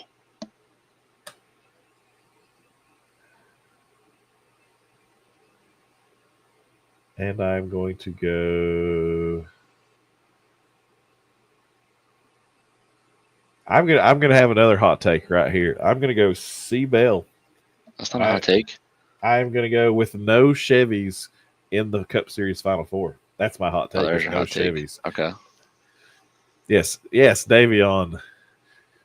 Denard Hamlin is gonna choke like always. I'm a fan of Daniel Suarez. I wish he could run better and win more races too. All right, so my Final Four, Championship 4 for the Cup Series: Blaney, Reddick, Keselowski, Christopher Bell. No Chevys in the Championship 4. You know, it's funny. I thought Bell was your, I guess, dark horse pick, or whatever you want to call it. And funny enough, I feel like he's been the best car, give or take Blaney, at Phoenix the last 2 years. Oh, yeah, for sure. Because 2 years ago, he made Final Four, and that's when his brakes went out. Yep.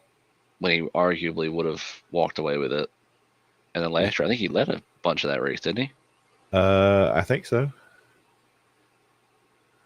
I'm pretty sure. With that being said, Brady, I don't think it's going to be his last shot. I think he will go drive for 2311 before he leaves NASCAR. Like, he might leave Joe Gibbs, but he'll go to his own team and drive before he just quits driving completely. Absolutely. With that being said, though, I'm going to go Bell. Bell off the bat. Funny enough, I think if he makes it and actually doesn't have brake failure again, he wins the title before Hamlin. I would totally agree with that. Honestly, I know I've already picked Ford, but I could also see Briscoe making it into the Final Four. I could. Which is funny because I think Dustin said on theirs from Saturday that he doesn't think Briscoe makes it. Really? Or, sorry, no. Cody didn't think he would make it.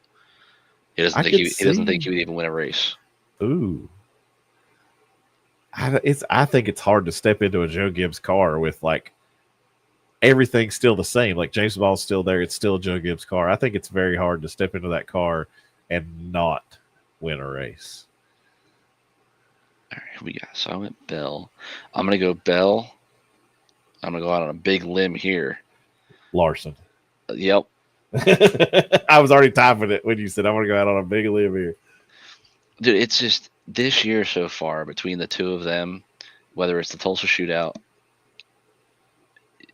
Chili Bowl not so much because Larson kind of just whipped it out and just placed on everybody's forehead that night.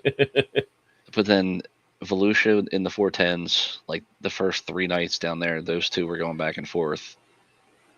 And then Atlanta, like, I think we're in for a good year with them. Oh, yeah. But Bell, Larson, Byron.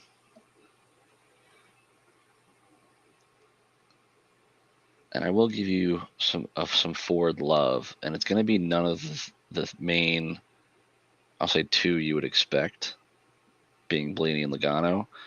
I'm going to go Christopher Buescher. Christopher Buescher. Mr. I'm out of my next gen Daytona pictures finally. What? Every year for like the past 4 or 5 years, he's posted the picture where he moves further up the door. Oh, yeah. I was like, what are you talking about? And now he's finally out of the picture. The frame. So Brady said his truck Final Four, Rajah, Heim, Hemrick, Majeski. Heim deserves it, but Rajah steals it. Interesting. I mean, I want Rajah to do good. Like, I want him to go out there and win races and do the iRacing crowd proud. Well, then couldn't that also be Majeski too, though? It could, but I just personally don't like Majeski. Fair enough. I don't, dude. Me and fucking ThorSport drivers just don't click for some reason. I don't like Matt Crafton. I don't like Johnny Sauter. Majeski, I mean, I don't not like him, but I don't like him. I mean, I don't like fucking the one car on the Gen 4 league, but here we are. Well, I mean, you know, hostile takeover. You know what's funny? Him and I almost had the exact same Final Four, but he went Hemrick and I went Stewie. Yep. All right, you got one more next gen driver to pick here. I said Byron. Oh, I didn't know you said Byron. Yeah, I went Bell, Larson, Byron, and then Christopher Willie Buescher B. was my dark horse. Jay said he's always liked Matt Crafton. I used to like Matt Crafton a lot. And then for some reason in the past few years, I just can't, I don't know. I just can't get behind him. Funny enough, I think we'll touch on it at some point, probably. Maybe not this one, but down the road. The difference between, like, just say 04 and this, like, yes, obviously winning in Gen 4 is good, and obviously gets you the big points, but it's not as important. Like, you can finish 5th every week, and if the guy winning races has one bad finish, you're, like, leaps and bounds ahead. Yep. To whereas, like this, I feel like you always see, I'll just say in one of the rounds, maybe not necessarily to get to the Champ 4, but you always see that one, like, I think it's been Blaney, the last 2 years? Yeah. Like, has to win or has to, like, do something crazy to make it, goes out and wins Martinsville. Yep, wins Martinsville, yep. The win Like, and in. Yeah, like, which, again, this goes back to the whole, like, they want clicks and views and stuff, so they get what they want. But I feel like you're going to have that probably realistically in, I'll say this year, probably maybe a hot take, in 2 of the 3 series. Really? I think it'll be Cup, because I feel like that's just what you always have. And I'll say, I want to say trucks, but I feel like it's going to be like a Heim or even like an Enfinger. Like, somebody's just going to dominate, I feel like. Right. But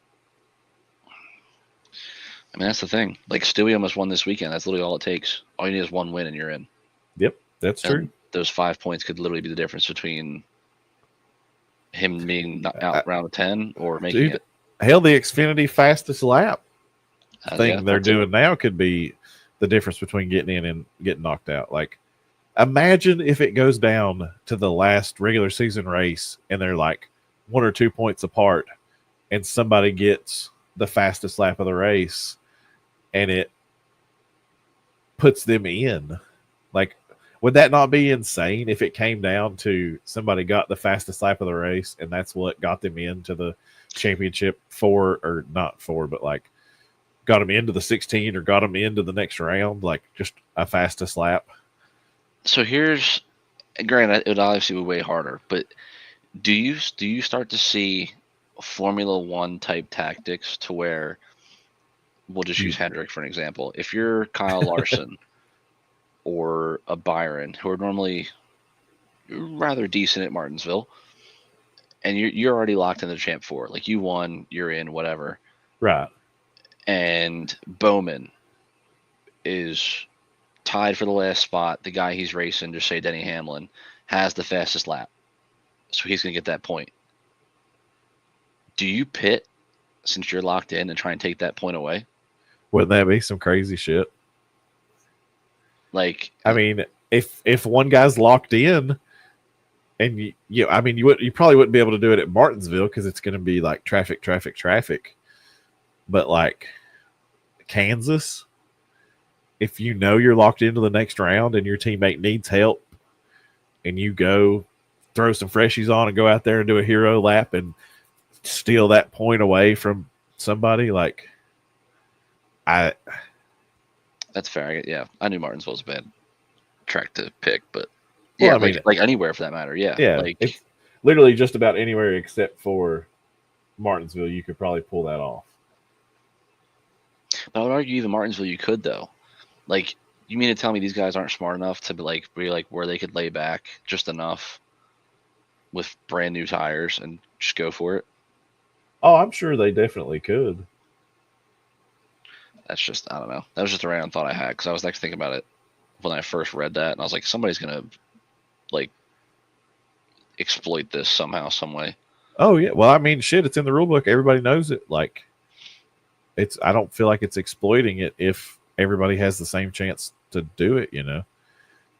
But I do agree with what Davion said. Xfinity fastest lap is so BS. Go back to 5 points for leading a lap or 10 points.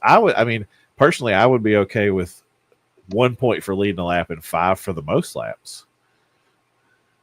Like, yeah, instead of doing the fastest lap, add an incentive for leading laps. Or honestly, instead of being the Xfinity fastest lap of the race, give them a point for sitting on the fucking pole. Like, if it's not rained out and they went out and they did a qualifying lap and they got the pole, give them a fucking point for that instead of the fastest lap.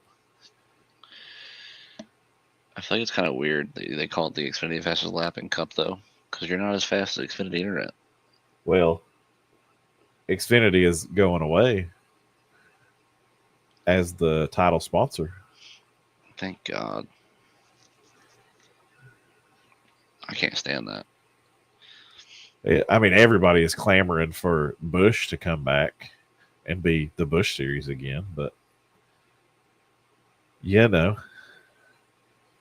No thanks. I mean, what would your ideal? Yeah, see, Davion said bring Busch Series back. What would your ideal sponsor be for what is the Xfinity Series? I mean, Busch. I mean, I would be all right with Busch. Nationwide. Going back to the Nationwide Series, I'd be all right with that. What else has there been? I feel like they've all been like. I mean, long time for each. Up until recently, it was the Busch Series. Up until recently, it was the Winston Cup Series, and then the Sprint Cup Series, the Craftsman Truck Series for years and years and years. Like, they had long time standing sponsors until very recently. I mean, Nationwide is on your side. Bring back the the Brad Paisley and Peyton Manning commercials. Nothing beats that new car smell. Please don't kill us. I would talk about bets, but DraftKings doesn't have their bets up yet for NASCAR. Oh, shit. I won 2 of my bets. I don't even know what the hell this is. I won 2 of my group bets over the weekend for the So, real quick, just to touch on, because I actually looked it up. So, it was originally the Budweiser Late Model Sportsman Series from 82 to 83 with Chrysler, Ford, and GM, obviously. Right. And then it went to from 84 to 02, the Busch Grand National Series.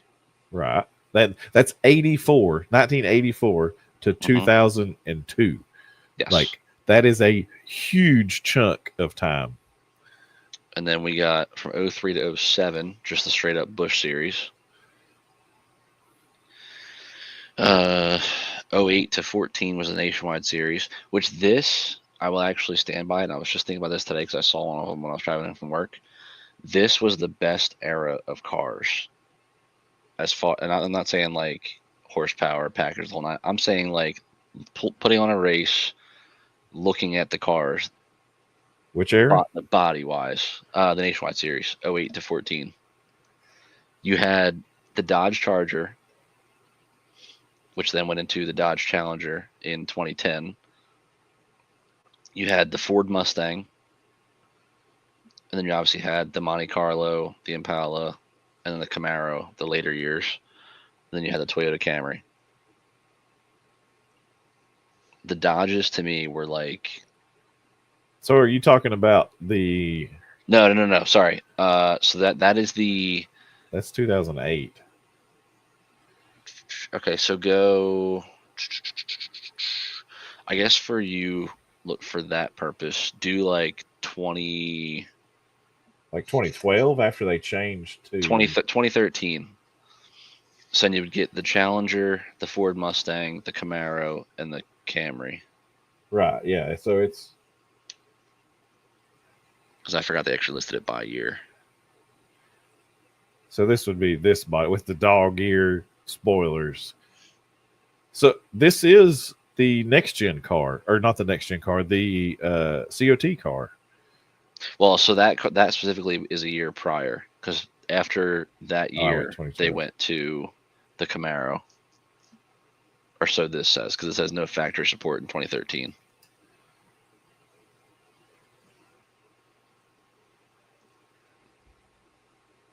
But it's still the same. This is still the COT car. Oh, is it? The Mustang. What's up, Michael? Yeah, trying something new, doing a little podcast action. Yeah, this is the COT car. It's like that is the splitter. Like you know how the COT car had that like mouth on it? Mm-hmm. That is the same car. It's just slightly altered to be like it's still the same car today. The Xfinity Series car today is still the COT car. It's just they've changed it slightly enough to be the Xfinity car. I love the dog ears. I love how one side has it, one side doesn't, have more downforce on the right rear. I could have actually told you to go to the 2015 because the first year Xfinity took over, it was actually still the Dodge Challenger, the Mustang GT, the Camaro, and the Camry. Not that it matters at that point, but yeah, like I just loved at this point in time turning the races on and seeing the Challenger, the Mustang. Like it was just. Oh yeah, the Challenger or the Dodges. Are they a Mustang already? I thought they were.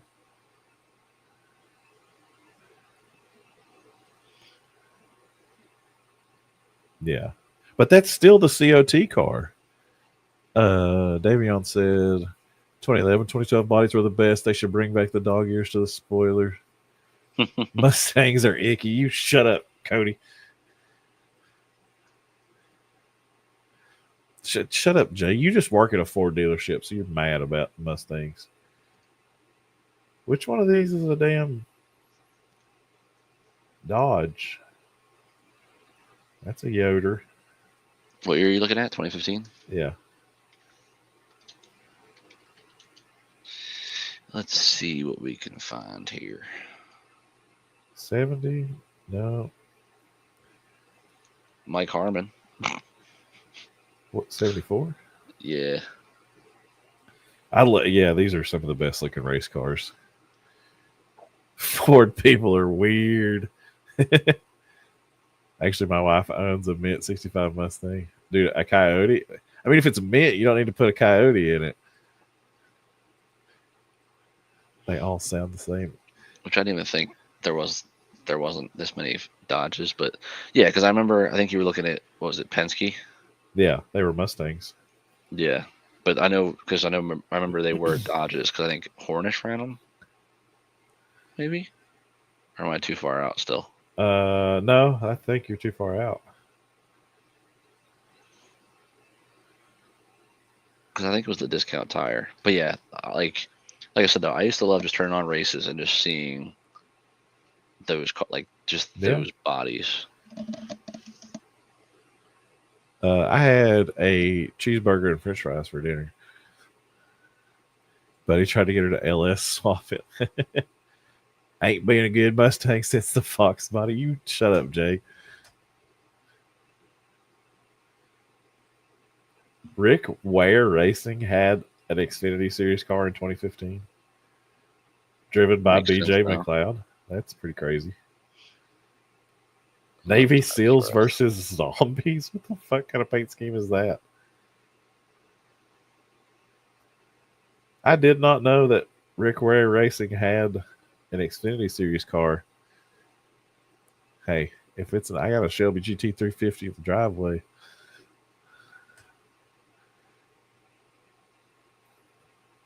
All right, well, we're 8 minutes away from being 2 hours on this thing, so I'd say it's been a successful first run.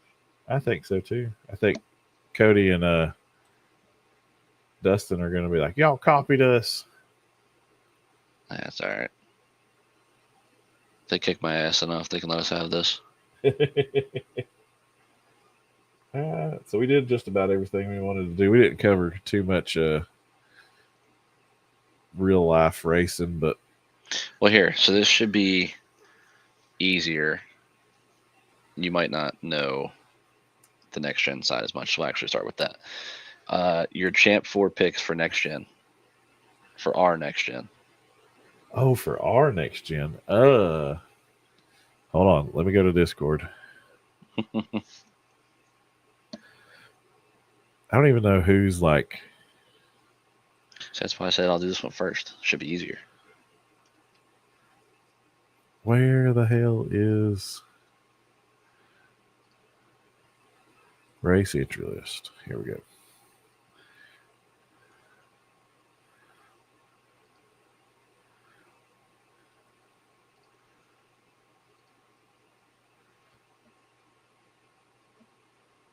All right, I got it already. I got it figured out. Throw a Whipple on the Shelby. No, it makes enough horsepower, and I don't want to have to pay $12,000 for a fucking Voodoo motor.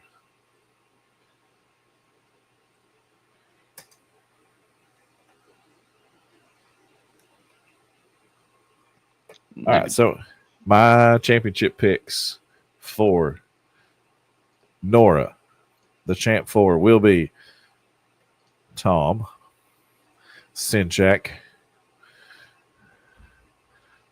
I'm going to say Ryan Patty. See, I don't even know if he's actually going to show up. Well, I'm just going off of what it says by like championship driver.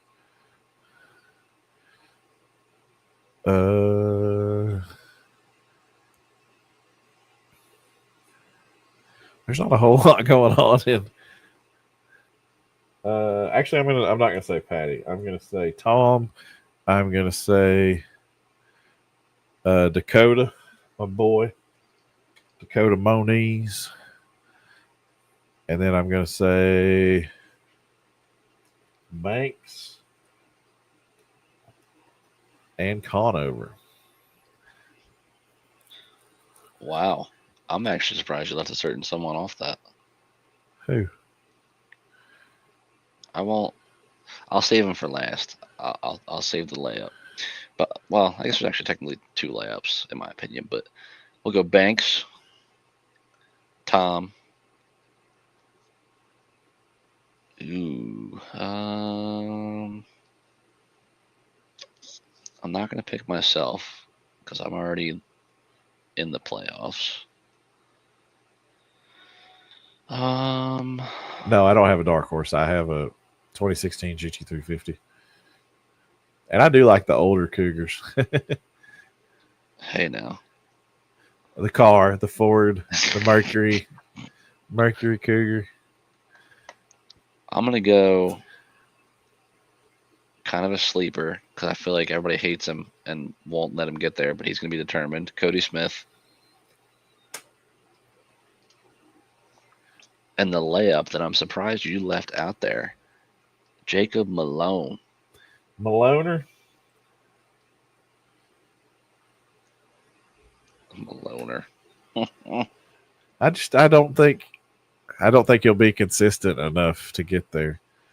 You don't think so? I don't think so.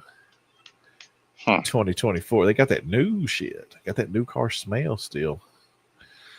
And the reason I brought this up into next gen first, because as you know, some people might not know, 04 has different points. It's top 10 in points, but it's also if you're within 400 points of the leader, you get put in as well. What? So, you didn't know that? No. Yeah, brother. So the top 10 plus anybody that's 400. Yes. Well, hell, I'm already screwed because I'm 223 points behind. Pull up that there rule book. I mean, I believe you. Yeah. To qualify for the chase, it was top 10 in points plus anyone who was within 400 points of the leader. So in theory, you realistically could have a 20 card playoff, a 20 car playoff. Right. Huh. I did not know that. So right now, I think Nick would be I don't know, Nick would still be in too because he's only 311 back unofficially. So yeah, like right now, 3 races in, obviously still early. Everybody would still be eligible. Huh. But obviously, that can change. But yeah. I won't ask for your whole 10, 15, however many. I'll say, how do I want to word this? We're coming down to the end of the year. We have Darlington, Homestead left. Give me 5 names that still have a chance. That still have a left. chance. All right. I will say, and this is going to be just like the obvious picks. I will say Brian Jones. I will say, I'm not going to say Dalton Tucker because I don't think he's going to show up. I think he's going to get mad at some point and leave. All right. So Jones, Arthur. I will say you, Conover. I will say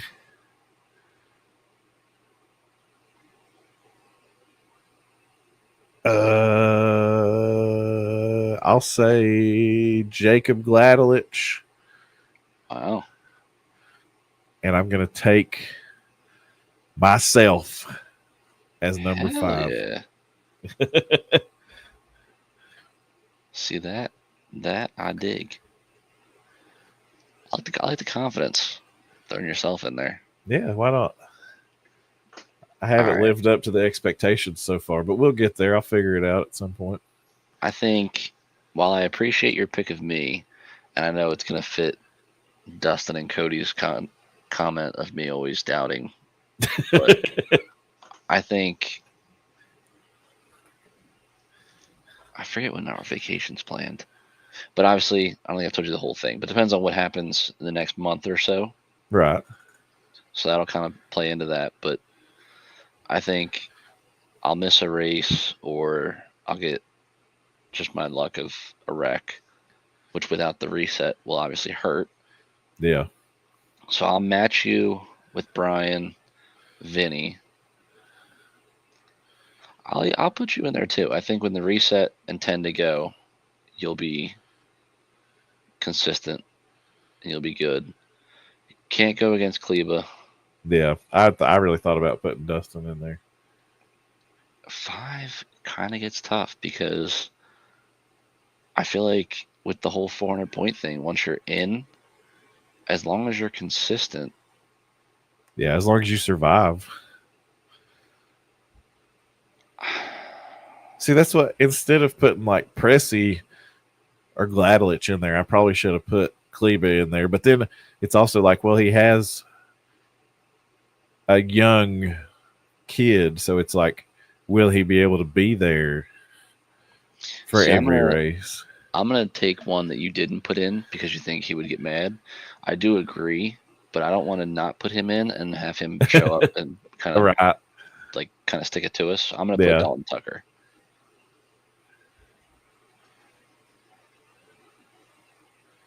Yeah. So I go Brian, Dalton, Vinny. So the top 3 points. And then you. Kleba. And then me, hell yeah. I don't deserve to be in the same conversation as all them other ones, but I think you'll be all right. Because you look back even at the next gen, when you first joined, you were there, but you weren't necessarily. I wasn't the fastest. I was there more often than not. Like, I could get there at the end of a race and finish good enough to like drag myself along. Right. And I think, and I'm not going to say it's still happening, but I think once you and I started talking and got closer, you picked up pace. Oh, yeah. And I think that showed in the Dover race that we won't talk about. And then even the Vegas, I think it was the playoff race 2 years ago. God, that's already been 2 years now. Yeah. Holy shit. But like just those two for like prime examples as to where you gained. And I think new car, older tracks, more tire wear. Obviously tonight didn't go your way, but I think with Vinny, with me, if Dalton, pops back in the chat, whatever, or even just the Facebook chat, I think there's enough guys around you that you'll pick up like what we're doing or what we tell you. You'll figure it out and you'll be right back. Well, I definitely feel more at home in these cars than I ever did in the next gen car.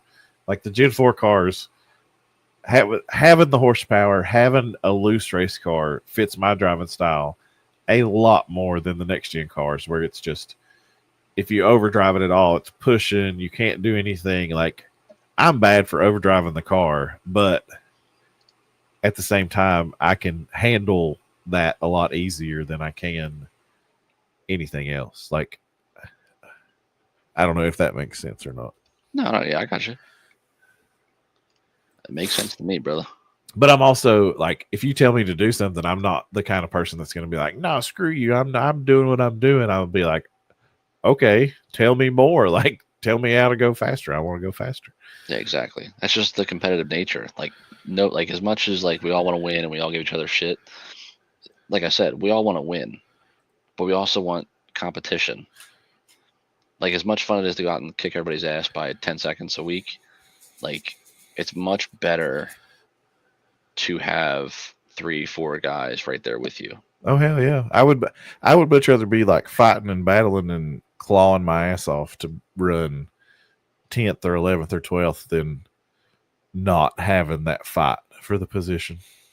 How I told you that even when you were still driving for Harper. I'd rather help you and have you turn around and beat me than me just beat you every week and not like run by myself, basically. Right. Obviously, it bit me in the ass because you did beat me a couple weeks, but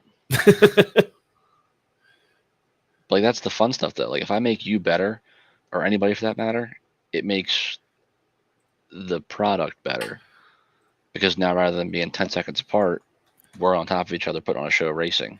Oh, hell yeah. And then, like I said, obviously not everybody's the same way, but Well, yeah. I mean, there are people that get enjoyment out of going out there and just whooping your ass and leading every race and doing that kind of shit, you know. we got news for you. If you're one of those people, fuck you. No, but realistically, it's all fun. But obviously, like I said, we all want to go fast. But yeah, don't let me down now. I put you in the podcast as my final 5 with a chance to win it. Right. That's like coming down last second buzzer beater. You're on the floor. You're in that 5-man rotation. Oh, I thrive under pressure. Oh, I love to hear that. Me on the other hand, I do not. Case in point tonight. I do. I don't know what it is, but like, I don't know. I just feel like if you give me something to chase or get, like, I don't feel like I'm very fast by myself when it comes down to like racing or anything. But if you give me a rabbit to go chase, I will bust my ass to go get it. That's what you'd love to hear. All right, buddy. I think we did good tonight. Is there anything maybe to look forward to next week? Maybe a little insight? Do you have any ideas? I think next week I'll try to get some bet information for next week so we can talk about some actual real life betting. I don't know how it'll work being on Monday night where the bets aren't even out yet. We can make our own bets. Yeah. But I mean, like, I enjoy the betting aspect of race. Like it makes the race so much more enjoyable. Even I bet like $1.50 on 4 different groups. And it's like there's 4 drivers in each group. You pick the driver you think will finish better than all the other drivers in the group. And then you have like 16 people to watch instead of just rooting for your favorite driver, you know, Brad Keselowski or whoever's your favorite, Kyle Larson, whoever's your favorite. So it just makes it that much more entertaining. And you don't have to bet, like the minimum bet on DraftKings is like 10 cents. So we're not even talking about like a bunch of money, you know? It always does make it better, though. That's just sports in general, I think. Yeah. But yeah, I think next week will be obviously a little shorter. I don't have any real racing coming up. We covered all of the Gen 4. So I guess we'll have Atlanta. Actually, we didn't even touch on Daytona for next gen. So we'll have that plus lovely new Atlanta. So actually, we'll have 2 Atlanta races next week. I am not doing that.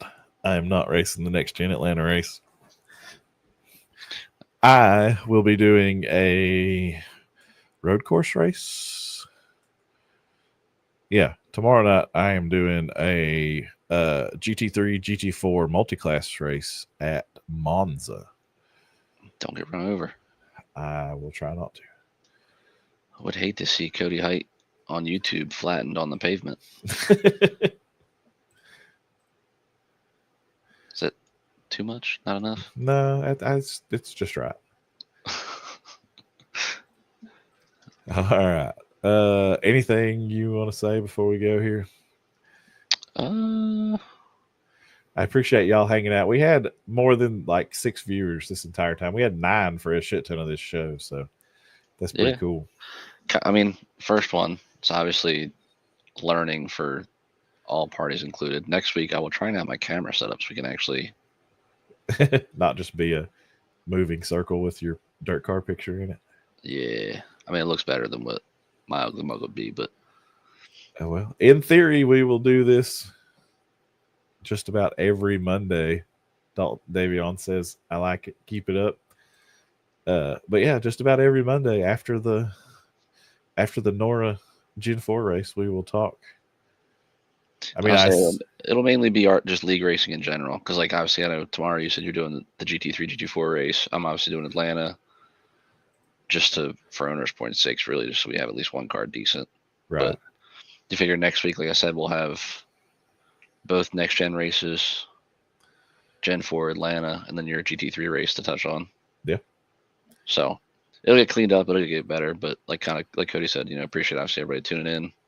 And if you watch it back, I'm pretty sure it's on your YouTube, correct? Yes, it is live streamed on my YouTube channel. Leave a comment. I'll check in periodically. Cody obviously get the notifications and stuff. Let us know. Give us a topic. Tell us a topic you want us to talk about in the upcoming weeks. Not necessarily in the next episode, but whatever you think we should talk about coming up. Yeah. We'll talk about any kind of racing, really. Oh, that reminds me. I got something for next week. Oh. And we'll try to have some guests on here too. We'll try to get some people, like, try to get my streaming buddy, Mr. Jesse Coffee, on here because he runs that GT3, GT4 race that I'm going to run. I know you don't know him. There he is right there. Speak of the devil. Ostrich Racing. This guy right here hit 2,000 subscribers over the weekend on YouTube. That's baby numbers. Wait till we get this podcast going. But no, we'll try to have some guests on here to talk about other kinds of race. And Jesse, his wife's family ran a dirt car track out in California. And they said, they had Kyle Larson's the High Limit series or whatever. I think they had them out there. They had like the World of Outlaw cars out there. It was I forget the name of the track, but yeah, his wife's family, 2 tracks, not just 1, 2. Sorry, I got it wrong. Don't get it wrong. God, the nerve of this guy getting it wrong. But yeah, I'll see if he wants to come on here at some point. We'll try to get some other people on here, like we'll see if maybe Brady wants to make an appearance for a minute before we have to mute him and kick him off. Yeah, that'd be a short episode. That'd be like a Gen 4's off. We don't want to talk about that. It would be a short segment where it was like, "Hey, Brady, all right, how's it going?" Mute. And unfortunately, Brady's internet seems to be acting up again. Placerville Speedway and Silver Dollar Speedway. A fun fact is actually Placerville. Yeah. Let me just get it wrong 3 different ways. Thank you for pointing that out, Mr. Conover. You're welcome. Hey, come. It's a dirt track with a dirt guy. Come on. Well, see, I'll invite Jesse on here next time, and then y'all can talk about dirt cars, and I'll sit over here with my arms crossed, listening to y'all talk about dirty racing. Dirty racing. You take that back. You had fun at the virtual shootout we did. The virtual chili bowl. Oh yeah, Josh got it right. Yeah, I know. He's always right. Easy. But no, like we said though, like thank you guys for showing up and supporting. Obviously, like I said, we'll clean stuff up. We'll get better. I'll have a camera. We'll be more professional. Super professional. Until you piss us off in a NORA race, then then we're going to talk shit about you. Then you're blacklisted and banned from watching. We'll bring you on here and mute you and then talk shit to your face. We will have you put a camera up just so we can talk shit, just so technically to your face. Berate you. Actually, like that'd be a cool segment. Make Brady get a camera, mute him, but just so we can see him as we talk shit. See his live reaction. React to live abuse. I will get that in the works. That will happen next week. And Bree would like that one. I'm sure a lot of people would. That segment. That might actually be the opener. Oh, I forgot about that. I meant to do that. I made the little intro of the car revving up or whatever. I forgot to do Jacob's, like, cussing that guy out. Well, now you got the outro set. Oh, shit. I don't have it up. I don't even remember. That would have been. Oh, well, yeah. Now you got to play it at the end. You can't leave them on a cliffhanger.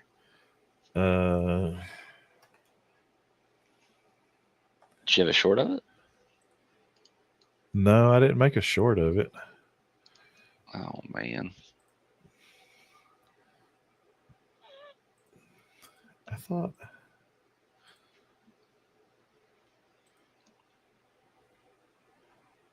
Oh my god. Where did we send that? Was it the? I sent it out in a Facebook chat. Oh nope, it was the Discord chat. 4722 of your live stream. Oh, never mind, I lied. No, that was. Yeah, I lied. That was something else. Here it is. Vinny live streamed. Oh, I have it. All right. This is what we're doing.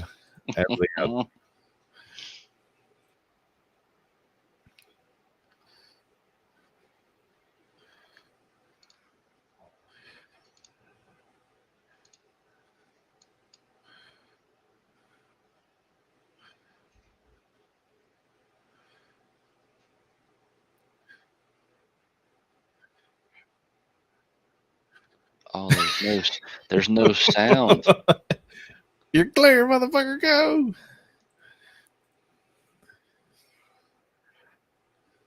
There's no sound.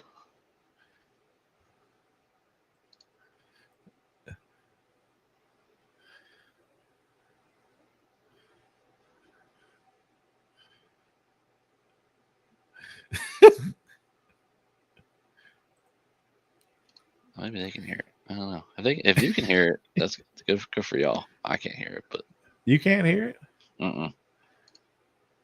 I just pulled it up and I couldn't hear it. But Davion said LOL, so maybe he heard it. Why?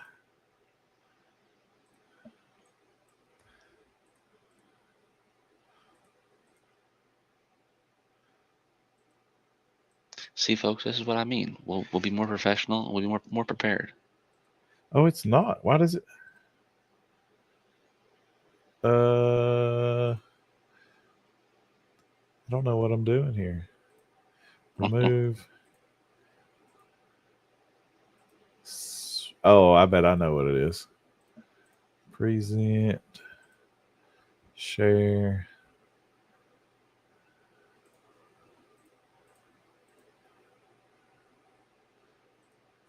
Tell us. No, Jake. Yeah, I think we had it last week too. I think it's something with the actual labor rounds, but yeah. I think I hear it now. There you go. Go. Golly. Tell me that space for I just want to make sure I'm doing everything right. You're clear, motherfucker, go! You're clear, motherfucker. Go.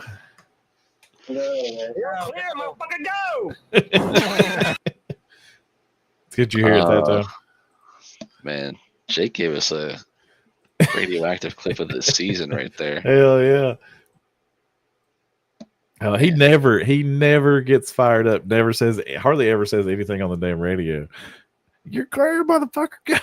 See, that's one. You got to make it a short and literally just get the audio, and that would be See, like Davion said, that should be a soundbite. Just make that. Tell me that space for I just want to make sure I'm doing everything right. You're clear, motherfucker, go! Tell us. No, Jake. Yeah, I think we had it. Let them know, Jake. Golly. Tell me that space for I just want to make sure I'm doing everything right. You're clear, motherfucker, go! Tell us. No, Jake. Yeah, I think we had it. That's fucking awesome. It's so good. All right. We're done for real this time. Thank you all for stopping by and hanging out and watching. Smash the like button, subscribe, do all the YouTubey things. I will make that a soundbite and put it somewhere that's easily accessible. But I really appreciate it. I appreciate y'all hanging out. It's awesome to have at least like 5 people watching for basically this whole 2 hours and 20 minutes of rambling about racing and fake racing and real racing and all that shit. I say especially too because we literally were just winging it. Oh, like yeah, we had a plan, but we still kind of got away from it and just winged it. But now we know. We know it can be done, and we'll be better. We'll do better. Davion, thank you for hanging out, sir. I appreciate it. Jesse, thanks for stopping by. We'll have you on as a guest at some point. Yeah, we'll make Cody feel weird not knowing dirt cars. Yeah, it already happens when Brady's like, "Oh, it's driving like a black track at Knoxville." You know what I'm talking about, Josh? And I'm just like, "Yep, I don't know what any of that means." What's funny is I don't think he's ever run a black track at Knoxville. Chili Bowl maybe. Knoxville in a 410, I don't think so. I don't even know what a black track means. That just means if you went into a session, set it to 100% wear. Oh, so it's just covered in rubber. Basically. I mean, iRacing doesn't model in rubber, but yes. Right. Okay, I got you. That makes sense now. All right. For real. This time, I'm hitting the outro button. Later, y'all. I'll see y'all next time.